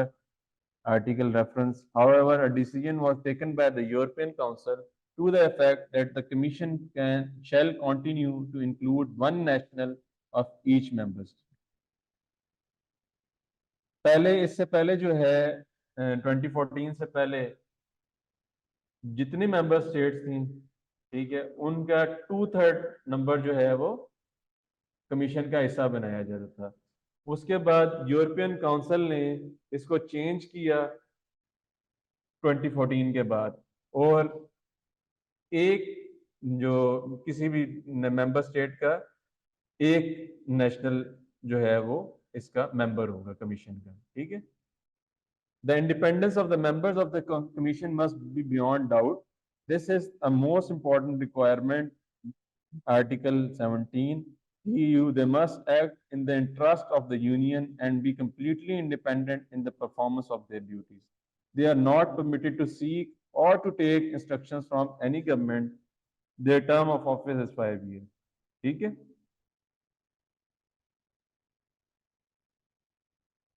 क्या होता है? Break करना।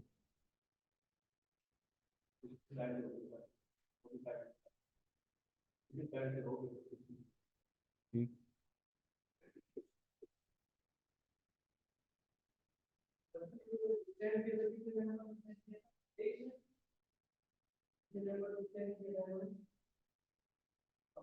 पहले 2/3 majority थी ना, फिर change करके एक मेंबर कर दी। के आगे उन्होंने डिस्ट्रीब्यूशन दी है कि पार्लियामेंट की टोटल कमेटी होगी ना, वो 20 कमेटी पार्लियामेंट, ईयू पार्लियामेंट की टोटल 20 कमेटी और 3 सब कमेटी।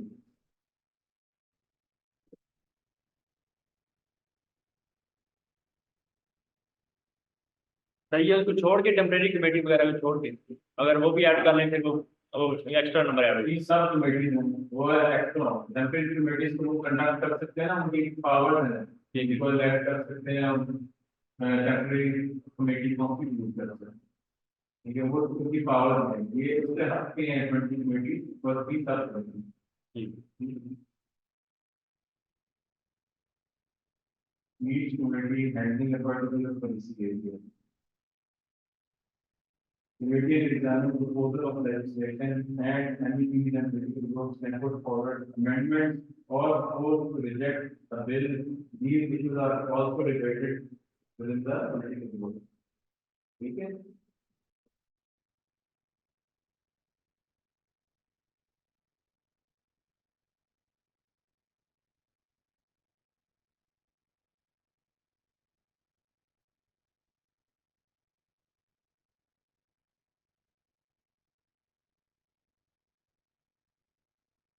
कमीशन के अपॉइंटमेंट का प्रोसीजर है वो श्री प्रधान जी का representative of the commission goes to the European Parliament by the European Council acting by a qualified majority and this person is then elected by the European Parliament by a majority of its components. Okay. Commissioner are then elected, then selected. The commission as a whole is then subject to a vote of approval by the parliament. ठीक है, पहले parliament में approval होगा, उसके बाद फिर commission को जो है वो पार्लियामेंट जो है वही अप्रूव करेगी, ठीक है।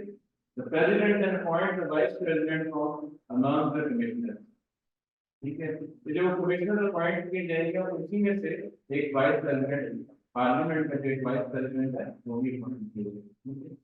One of the vice presidents is the high representative of the union for foreign affairs and security policy. The commission president also selects which commissioner will hold which vote. Commission का president is decide करेगा तो जो आगे further commissioner है उनमें से कौन सा commissioner जो है कौन सा portfolio जो है वो adopt, ये सारी policy decide करना है commissioner का।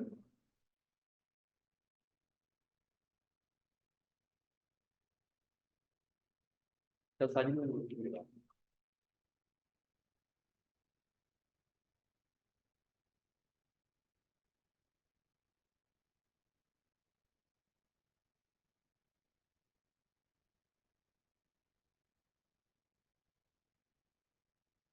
बाकी वो भी जो है इसी क्वेश्चन में डिस्कस करेंगे तो भी आप पूछेगा। Also the parliament does not have the power to veto the appointment of individual commissioner.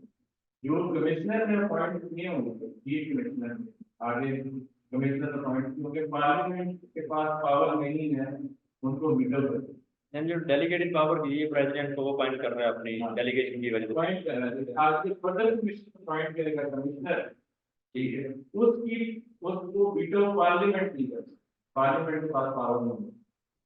It can veto the appointment of the commission as a whole, ठीक है, वो पूरे कमीशन को वीटो कर सकता है लेकिन इंडिविजुअल कैपेसिटी में किसी कमिश्नर को वीटो नहीं कर सकता। This power is rarely used by several post commissioners have been told to withdraw or being withdrawn by the government which proposed them. After the parliament had signaled its disapproval, thus the European Parliament demonstrated that it can effectively supervise the Commission and that its power are to be taken seriously. ठीक है, वही चीज आ जाती है theoretically practically वाले difference पे आ जाता है, लेकिन वो कमीशन को ऐसा होल वीटो कर सकता है, इंडिविजुअल कमिश्नर को नहीं।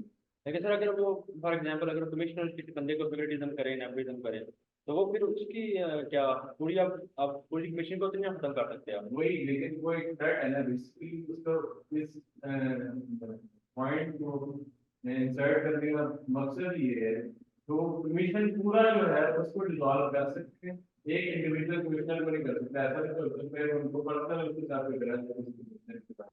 उसके अगेंस्ट कोई वीटो नहीं कर सकता, उसके अगेंस्ट वीटो अगर करेगा तो वो कमिश्नर बहुत होगा पार्लियामेंट, लेकिन पार्लियामेंट को सुप्रीम कंसिडर करवाने के लिए एक प्रिंसिपल उन्होंने ये भी साथ में ऐड किया है कि पार्लियामेंट कमीशन को एज अ होल जो है वो वीटो कर सकती है, लेकिन इंडिविजुअल के पास नहीं। मैंने इंटरलिंक कर दिया इनको, हाँ, कोई भी interlink। मिसयूज ऑफ पावर ना करे। बेसिकली सेपरेशन ऑफ पावर वाली चीज, तो सेपरेशन ऑफ पावर वाला कॉन्सेप्ट है, बेसिक पर्पस उसका यही है कि एक इदारा दूसरे इदारे में इंटरफेयर करे और उसके साथ साथ वो कोलैबोरेशन इंस्टीट्यूशन जो है वो है।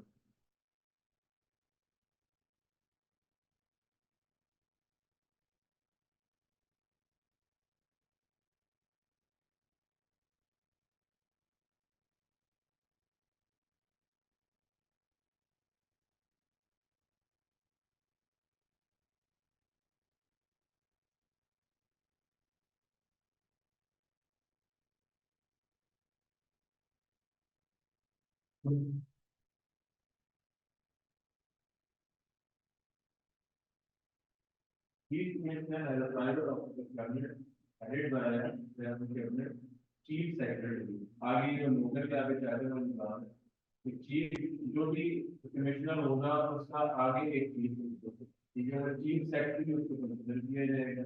The cabinet usually consists of several officials.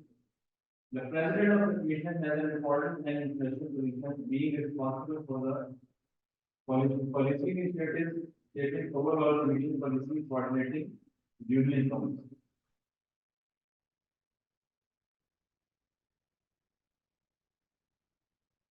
But was the power to decide on internal organization of the commission, ensuring that it acts consistently, efficiently, and as a collegiate body.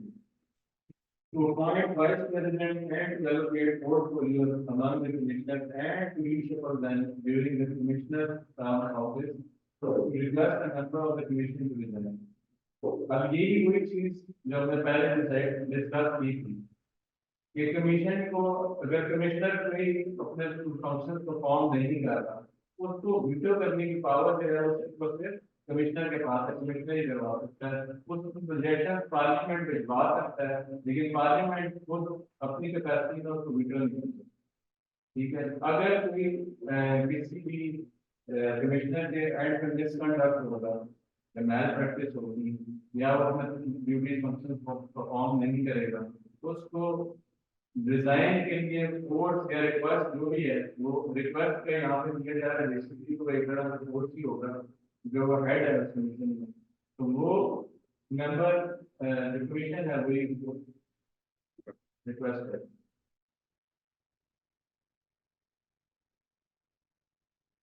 तो जी उसके बाद division है commission के departments की, कौन कौन से departments हैं वो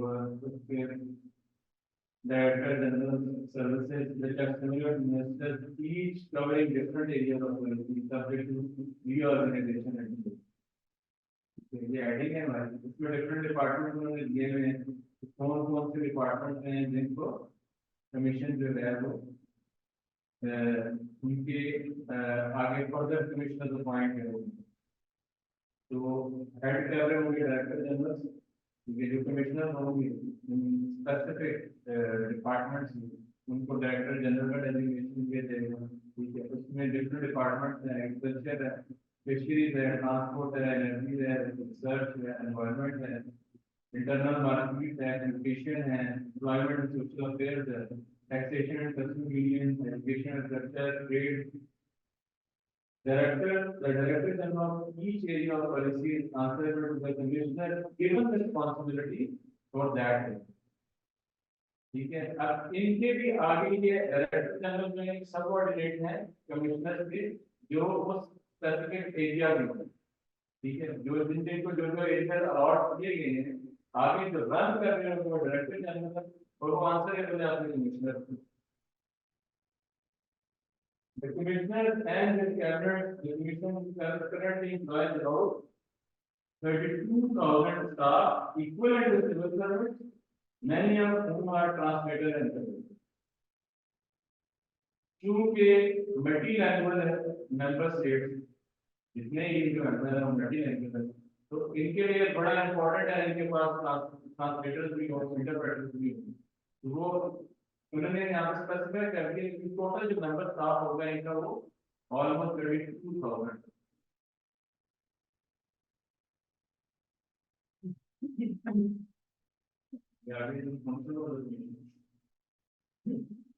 What of the commission or guardian of the commission?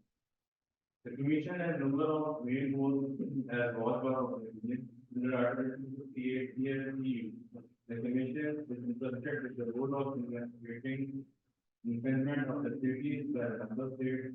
Where possible, the matter will be resolved informally by investigation and discussion. Where this is not possible, the commission will bring the member states before the ECJ.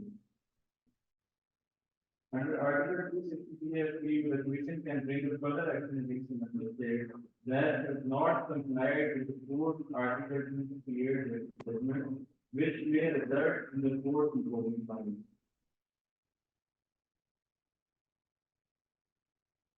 Commission का जो basic role है, एक power है, basically ये है कि implementation of EU law, ठीक है, within the member state. और commission की power है, अगर कोई member state उसको govern नहीं कर रही या उसको as it is run नहीं कर रही, तो commission उसके against proceeding initiate कर सकता है. उससे पहले अगर informal अगर negotiations के साथ उसको adopt करवाया जा सकता है formally, तो वो कर नहीं. अगर वो अडॉप्ट नहीं करते उसके बावजूद इन्फ्रिंजमेंट चलती रहती है या लॉ की वायलेशन करती है, तो कमीशन के पास पावर है, कमीशन उसके अगेंस्ट पिटीशन कर सकता है ईसीसी यूरोपियन कोर्ट में.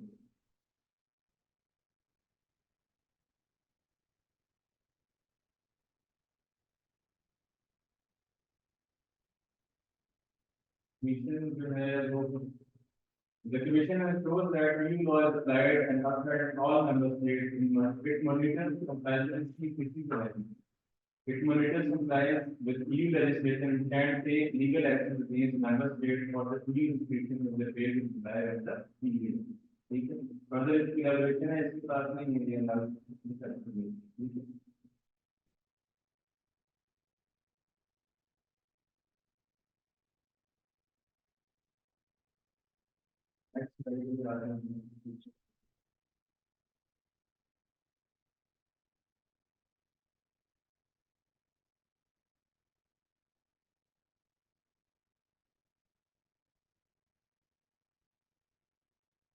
The articles that are here are Article 101 and 102 of PLC.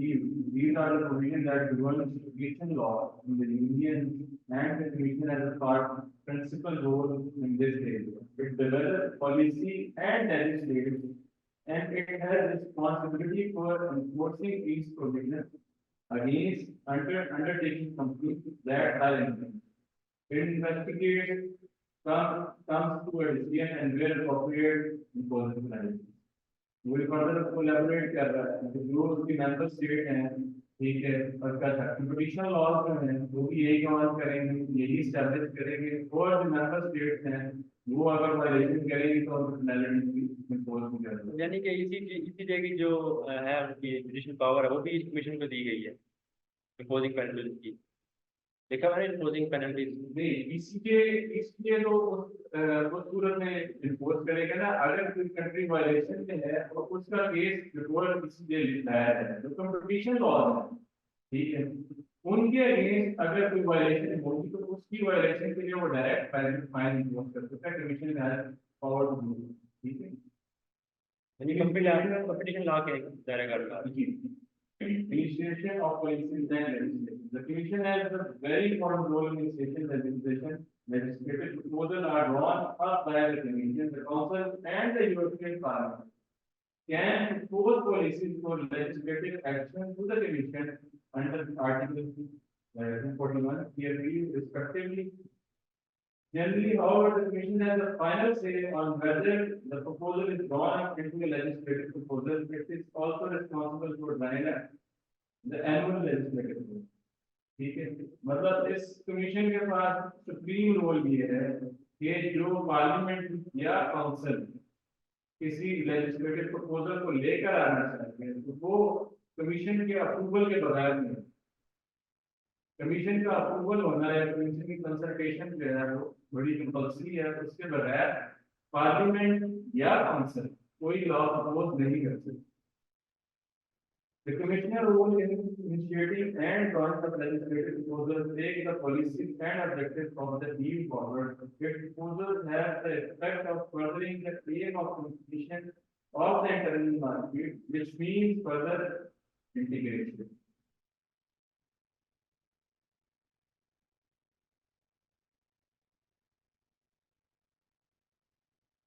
Clear the point?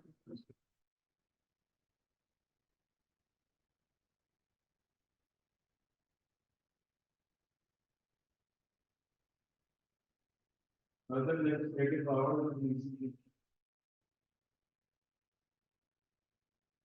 The Commission can legislate unilaterally in a limited number of areas. और इसको empower कैसे कौन सा आर्टिकल कर रहा है 45 3D है ये पूछा और आर्टिकल 106 है ये पूछा where such power is granted this power enables the commission to enact legislation and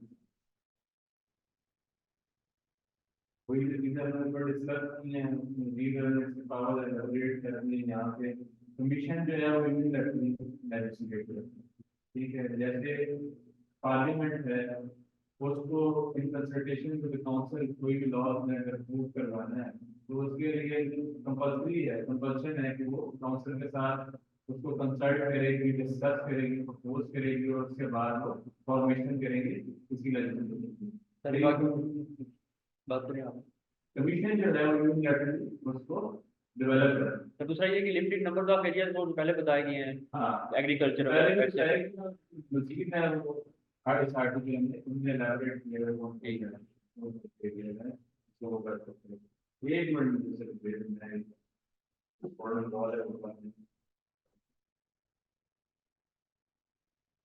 second point है इसलिए है offer term that the commission has specific it slightly confers on the commission the powers that are indispensable in order to carry out their task.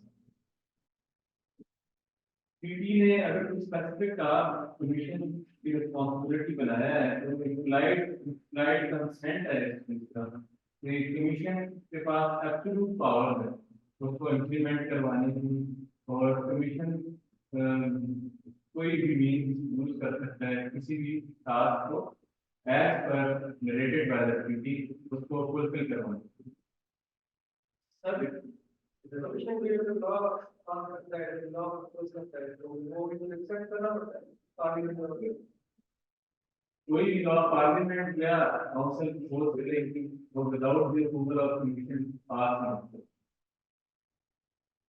The commission also act basically commission का role है ना commission ने जो team goal और strategy है उसको develop करने का जो काम है वो कमीशन बेसिकली जो कमीशन का मेन पर्पस है वो ये है कि यूनियन को स्ट्रेंथन यूरोपियन यूनियन है उसको स्ट्रेंथन करना है इसलिए कमीशन को उन्होंने पावर भी बाकी इंस्टीट्यूशन का उनसे ज्यादा दी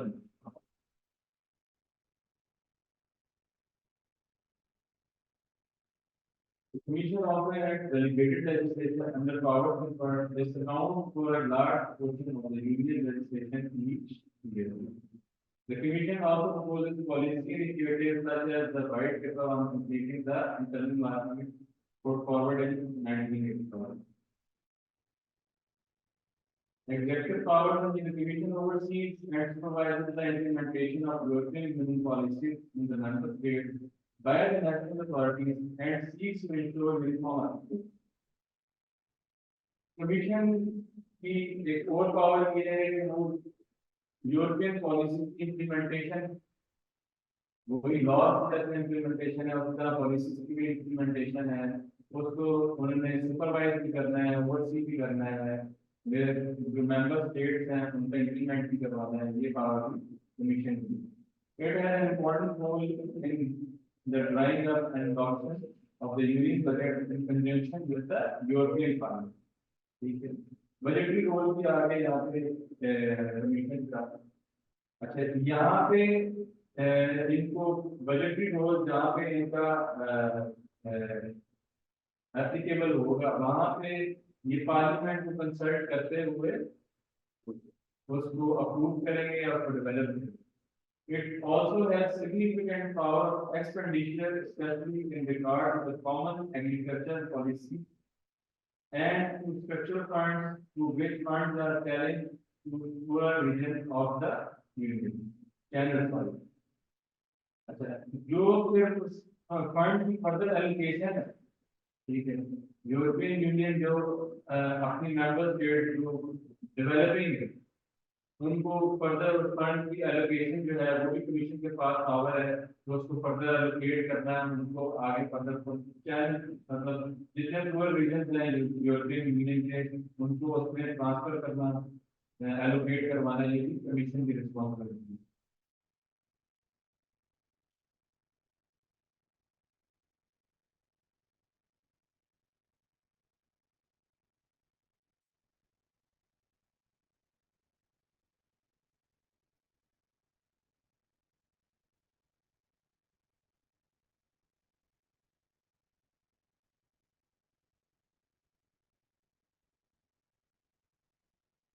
पब्लिक के आंदोलन की टाइमिंग बहुत होती है, पब्लिक लॉ की अपडेट हो. क्लियर ये आपका सेकंड सेमेस्टर में था पब्लिक का या फर्स्ट सेमेस्टर? सेकंड स्टैंड तो रिसेंटली ये चालू हुआ.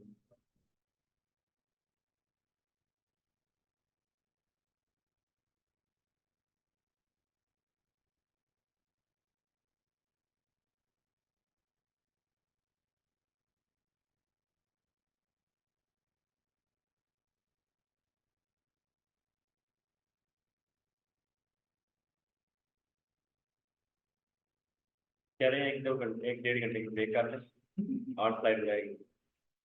5-6 मिनट तक कर लेते हैं और दूसरा हमारे साथ में कर सकते हैं. जी जी तो आज हम एक दूसरा नजर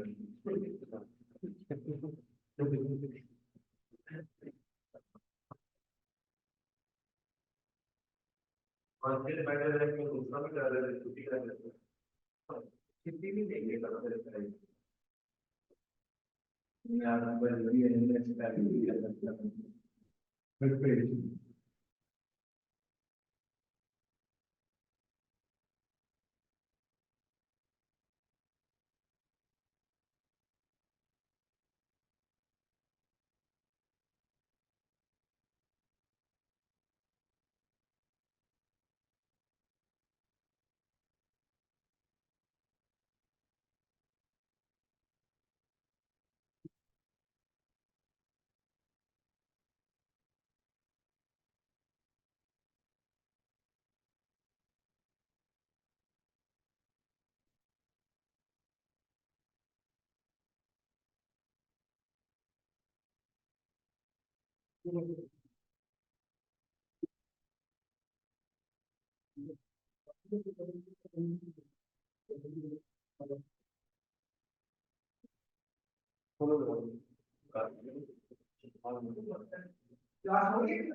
सर खत्म हो जाएगी 5 अक्सर के साथ नीचे आ जाएगा.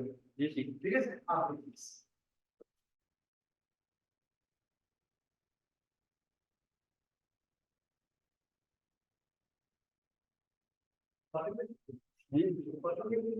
आप मुझे 12 घंटे की याद ये बात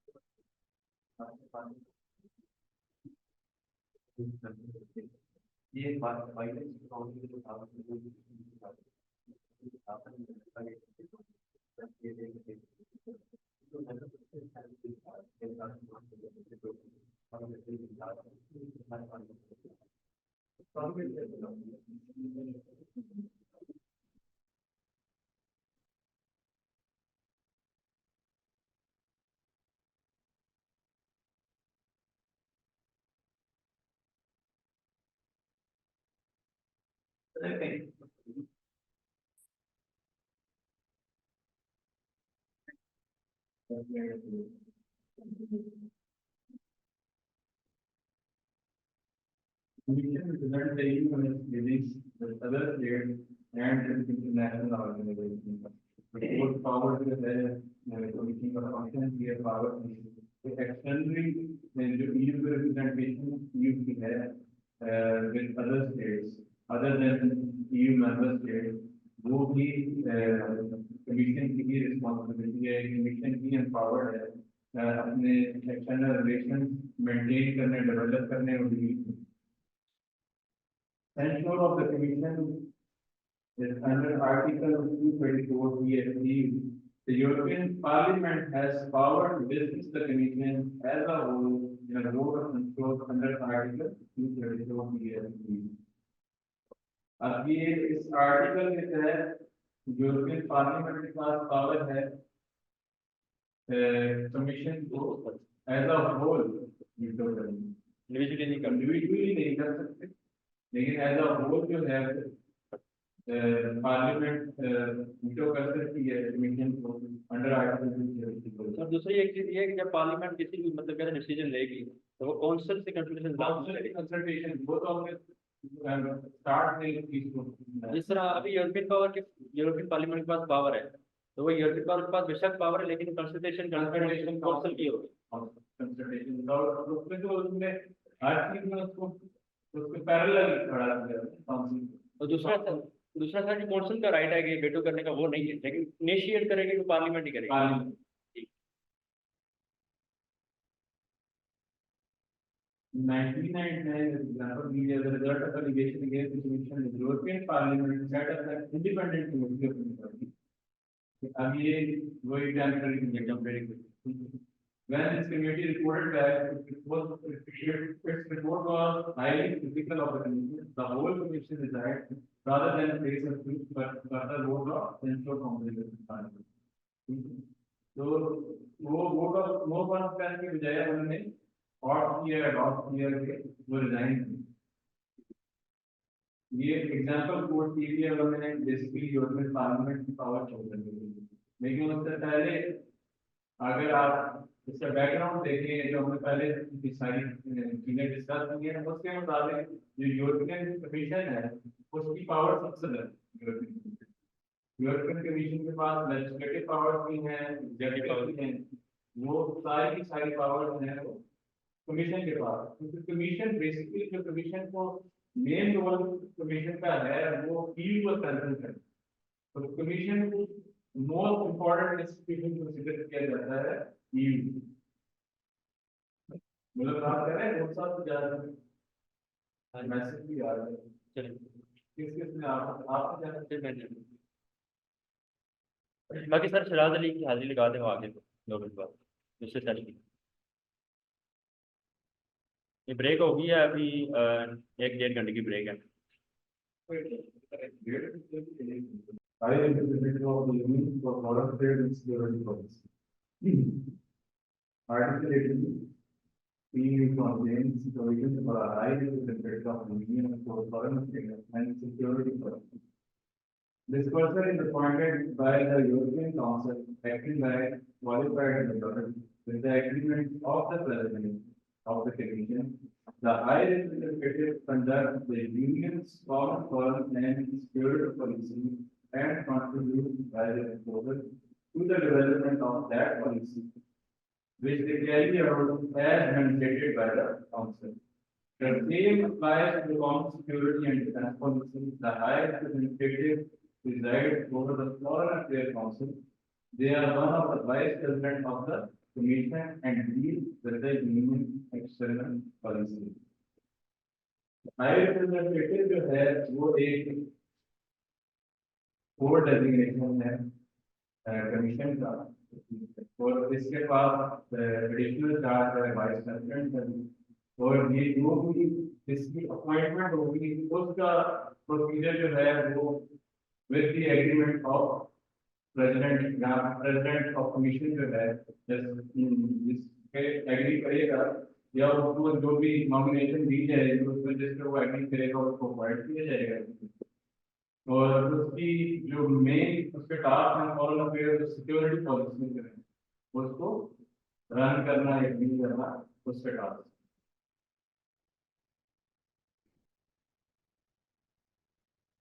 Thus, the High Representative represents the Council when chairing the Foreign Affairs Council and coordinating Union action under the CFSP. But also it is one of vice president of the commission, a double-hatted function. मतलब उसके पास दो role है, ठीक है, एक तो higher representative भी है, फॉरेन अफेयर्स कर रही और सिक्योरिटी पॉलिसी कर रही, और साथ में वो कमीशन का वाइस प्रेसिडेंट, ठीक है, तो दो चार्ज हैं उसके पास एक ही time.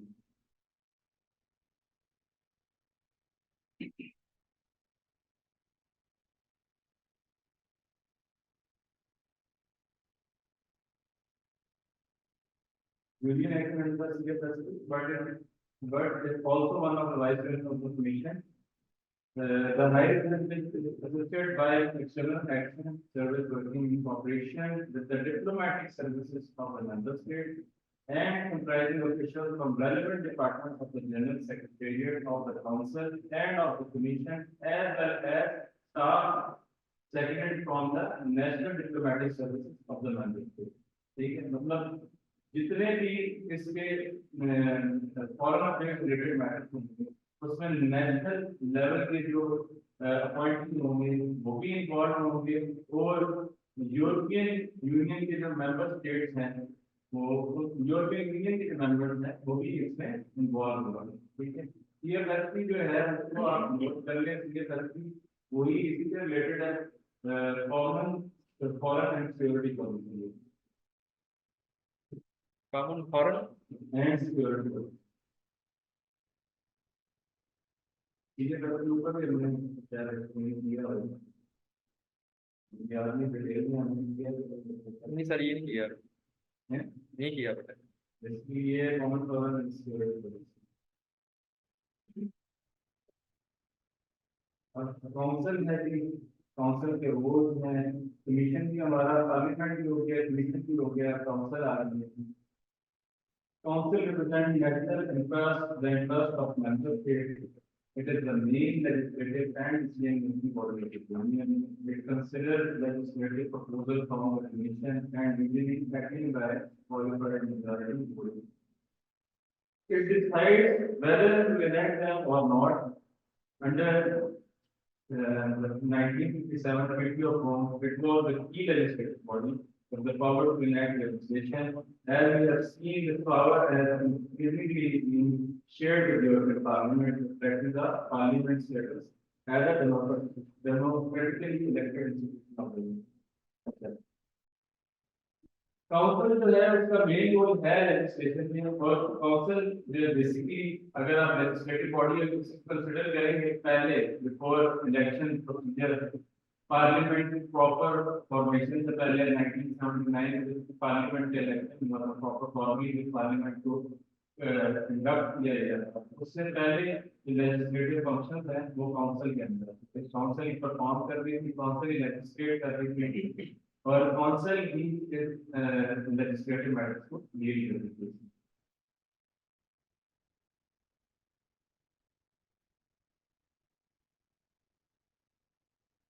The council is composed of representatives of the member states at ministerial level, authorized to implement the government of that member state with specific action. Each government delegates to the council one of its members according to the matter being discussed at any particular meeting. For example, National Minister of Agriculture may make up the Agriculture Council, and National Minister of Finance to the Economic and Finance. ठीक है, example में code की यहाँ पे कि अगर जो भी काउंसिल के रिप्रेजेंटेटिव होंगे मेंबर स्टेट के मिनिस्ट्रियल लेवल के होंगे, उन्होंने कोई भी पर्टिकुलर जो काउंसिल को डील कर रहे हैं, डिपार्टमेंट को डील कर रहे हैं, हमने डिपार्टमेंट पर काफी सारे इनको मिनिस्ट्री डील कर रहे, कमिश्नर डील कर रहे हैं, उनके जो रिप्रेजेंटेटिव होंगे उनको एक काउंसिल क्रिएट करना या फॉर्मेट करना काउंसिल बहुत जरूरी है। जैसे एग्रीकल्चर काउंसिल होगी तो एग्रीकल्चर से रिलेटेड रिप्रेजेंटेटिव होंगे तो एग्रीकल्चर काउंसिल बनाएंगे, फाइनेंस से रिलेटेड होंगे इकोनॉमिक और फाइनेंस काउंसिल जो है वो council.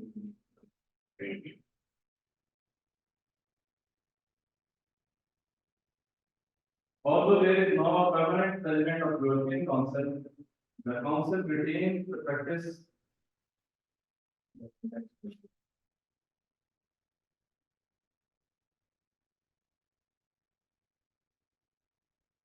The council retains the practice of allowing each member state to hold the presidency for a period of 6 months. The system has become increasingly hyper. The country holding the presidency will have an agenda and will initiate process. There is an informal arrangement whereby the current president of the council works in conjunction with the previous and next president. The General Affairs Council ensures consistency of the work of the different council configuration and liaises with the President of the European Council and the Commission in ensuring the follow-up meetings of the European Council. अच्छा ये structure जो है ना basically ये जो explanation है वो council का जो आपके दूसरे दो इंस्टीट्यूशन है पार्लियामेंट या कमीशन उसके साथ लाइजॉन कैसे करेगा उसके साथ डी कैसे करेगा उसको मजीद एक्सप्लेन कर रहे हैं council ensures consistency of work of the different council configuration and liaises with the president of the union and the commission in ensuring the follow-up meeting of the union. Under Article 240 of the council is to be assisted by a general secretary under the responsibility of the general secretary.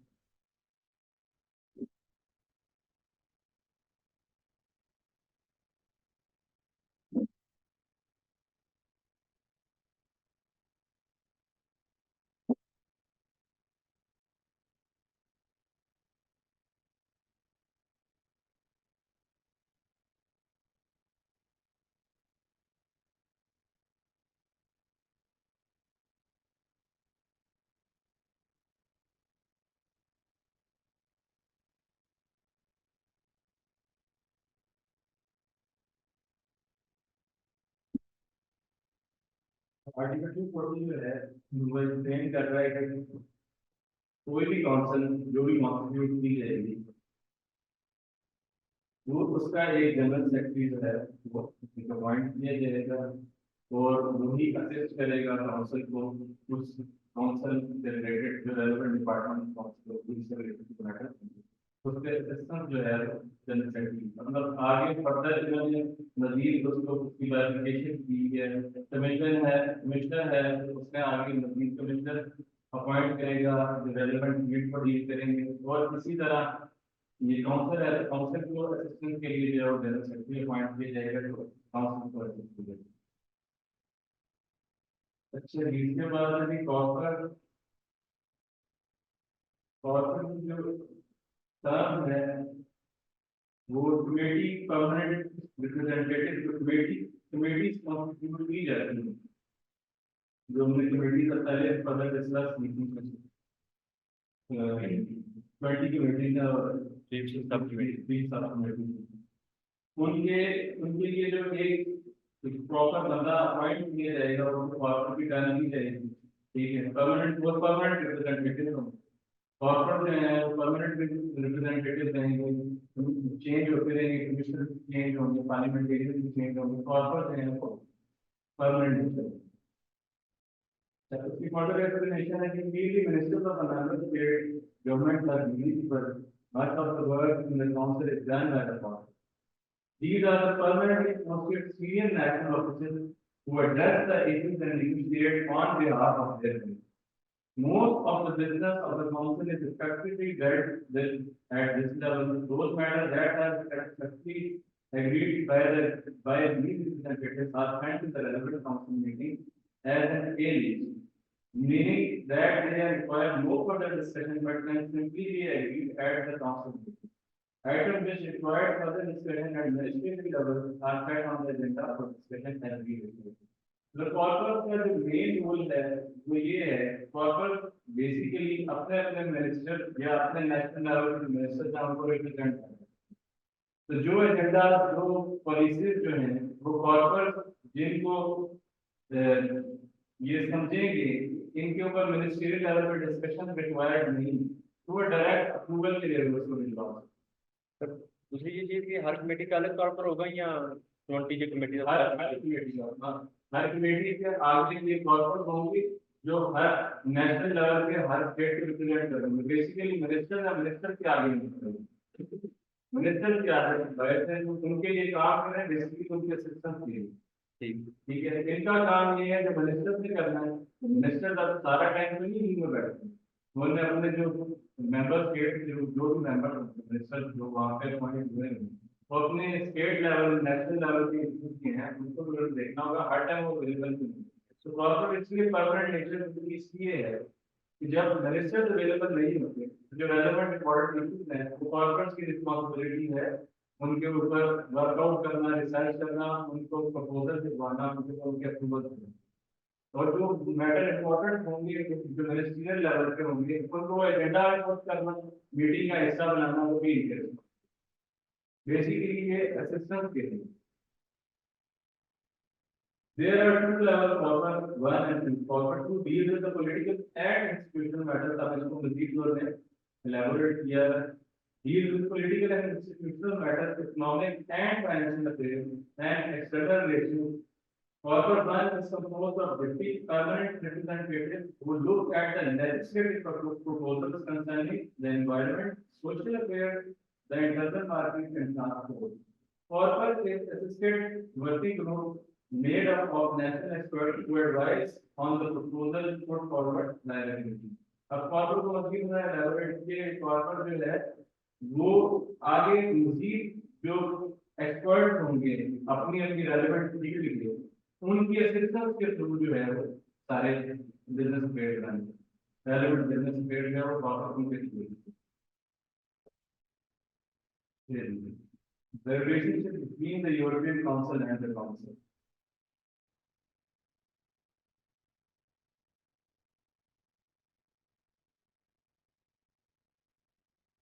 Although the European Council is now an institution, it has no legislature.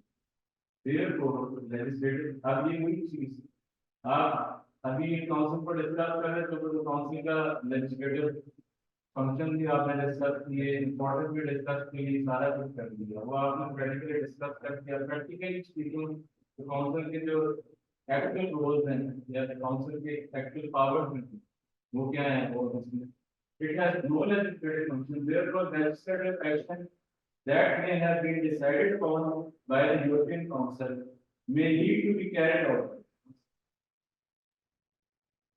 अब उसको part कैसे बनाया वो ऐसे बनाया कि European council जिस point को लेजिस्लेट करेगी वो उस पे कोऑर्डिनेट करे काउंसिल के साथ काउंसिल ही करेगी ठीक है तो इंटरलिंक होगी और इम्पोर्टेंस भी आ गई तो साथ में ये कहा कि बेसिकली काउंसिल जो है वो लेजिस्लेटिव फंक्शंस जो है वो नहीं परफॉर्म लेकिन किसी के बिहाफ पे जरूर परफॉर्म कर रही है वो यूरोपियन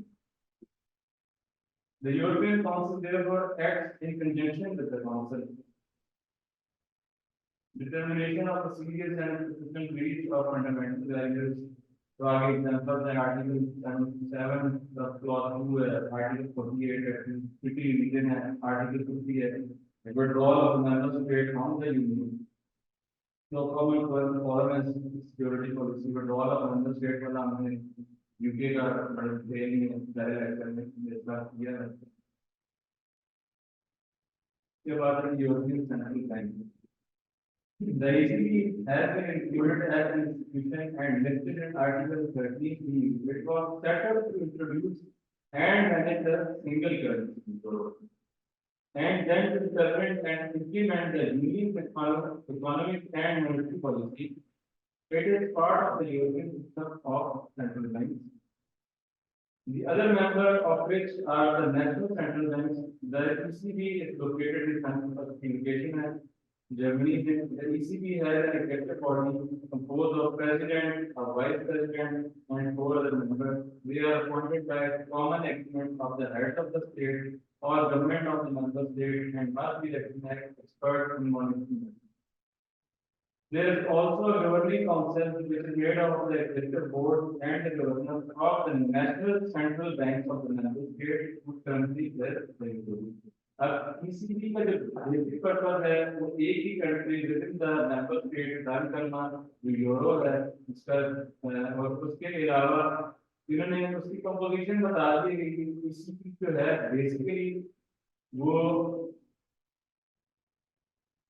ऑलमोस्ट 5 बंदे 6 बंदे प्रेसिडेंट वाइस प्रेसिडेंट और 4 लोग लेकिन उसके बाद आगे फर्दर अगर क्वेश्चन रेज होता है कि जो मेंबर स्टेट उनको कैसे डील करेगा, उसका भी उन्होंने कह दिया कि गवर्निंग काउंसिल आगे मजीद फर्दर उन्होंने एक सब उसका इंस्टीट्यूट बनाया है गवर्निंग काउंसिल, जो एग्जीक्यूटिव बोर्ड भी इसका है और गवर्नर है नेशनल सेंट्रल बैंक, जो हर कंट्री का अपना सेंट्रल बैंक है, उससे इंटरलिंक्ड है और वो उनकी असेसमेंट जनरल काउंसिल वो जो भी पॉलिसी लगाया करेंगे।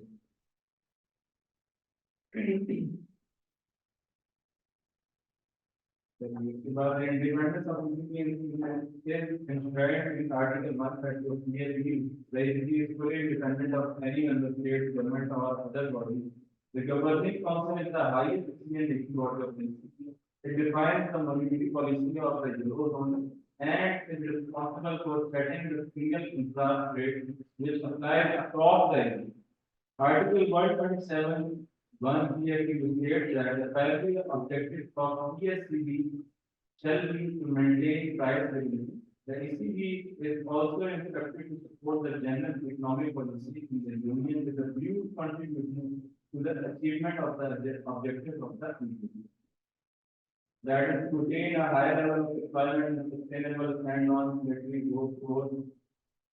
The members of the executive board of the ECB are appointed for a non-renewable term of 8 years.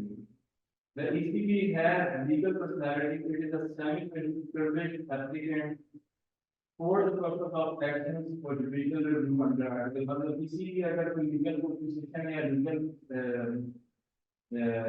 problem अगर उसको पेश करनी पड़ेगी वो judicial review under article 68 263 of ESCB आएगा।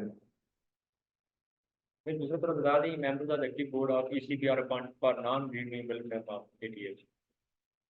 ये नॉन रिन्यूएबल का नॉन रिन्यूएबल मींस के वो उसके बाद री इलेक्शन, ठीक है, या उस टाइम स्पैन में जैसे हमने पहले पढ़ा कि मेंबर्स में हैं उनको डी नोटिफाई भी किया जा सकता है, वो तो नो कॉन्फिडेंस लेके आया था, लेकिन का इसकी नेपाल ठीक है। अच्छा इसके बाद इंस्टीट्यूशन है स्पेशली ECB उसको फिर नेक्स्ट लेक्चर में इंक्लूड करेंगे।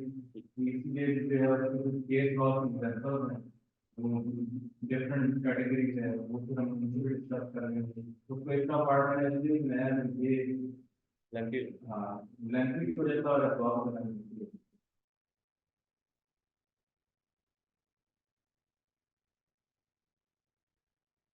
दूसरे टॉपिक से रिलेटेड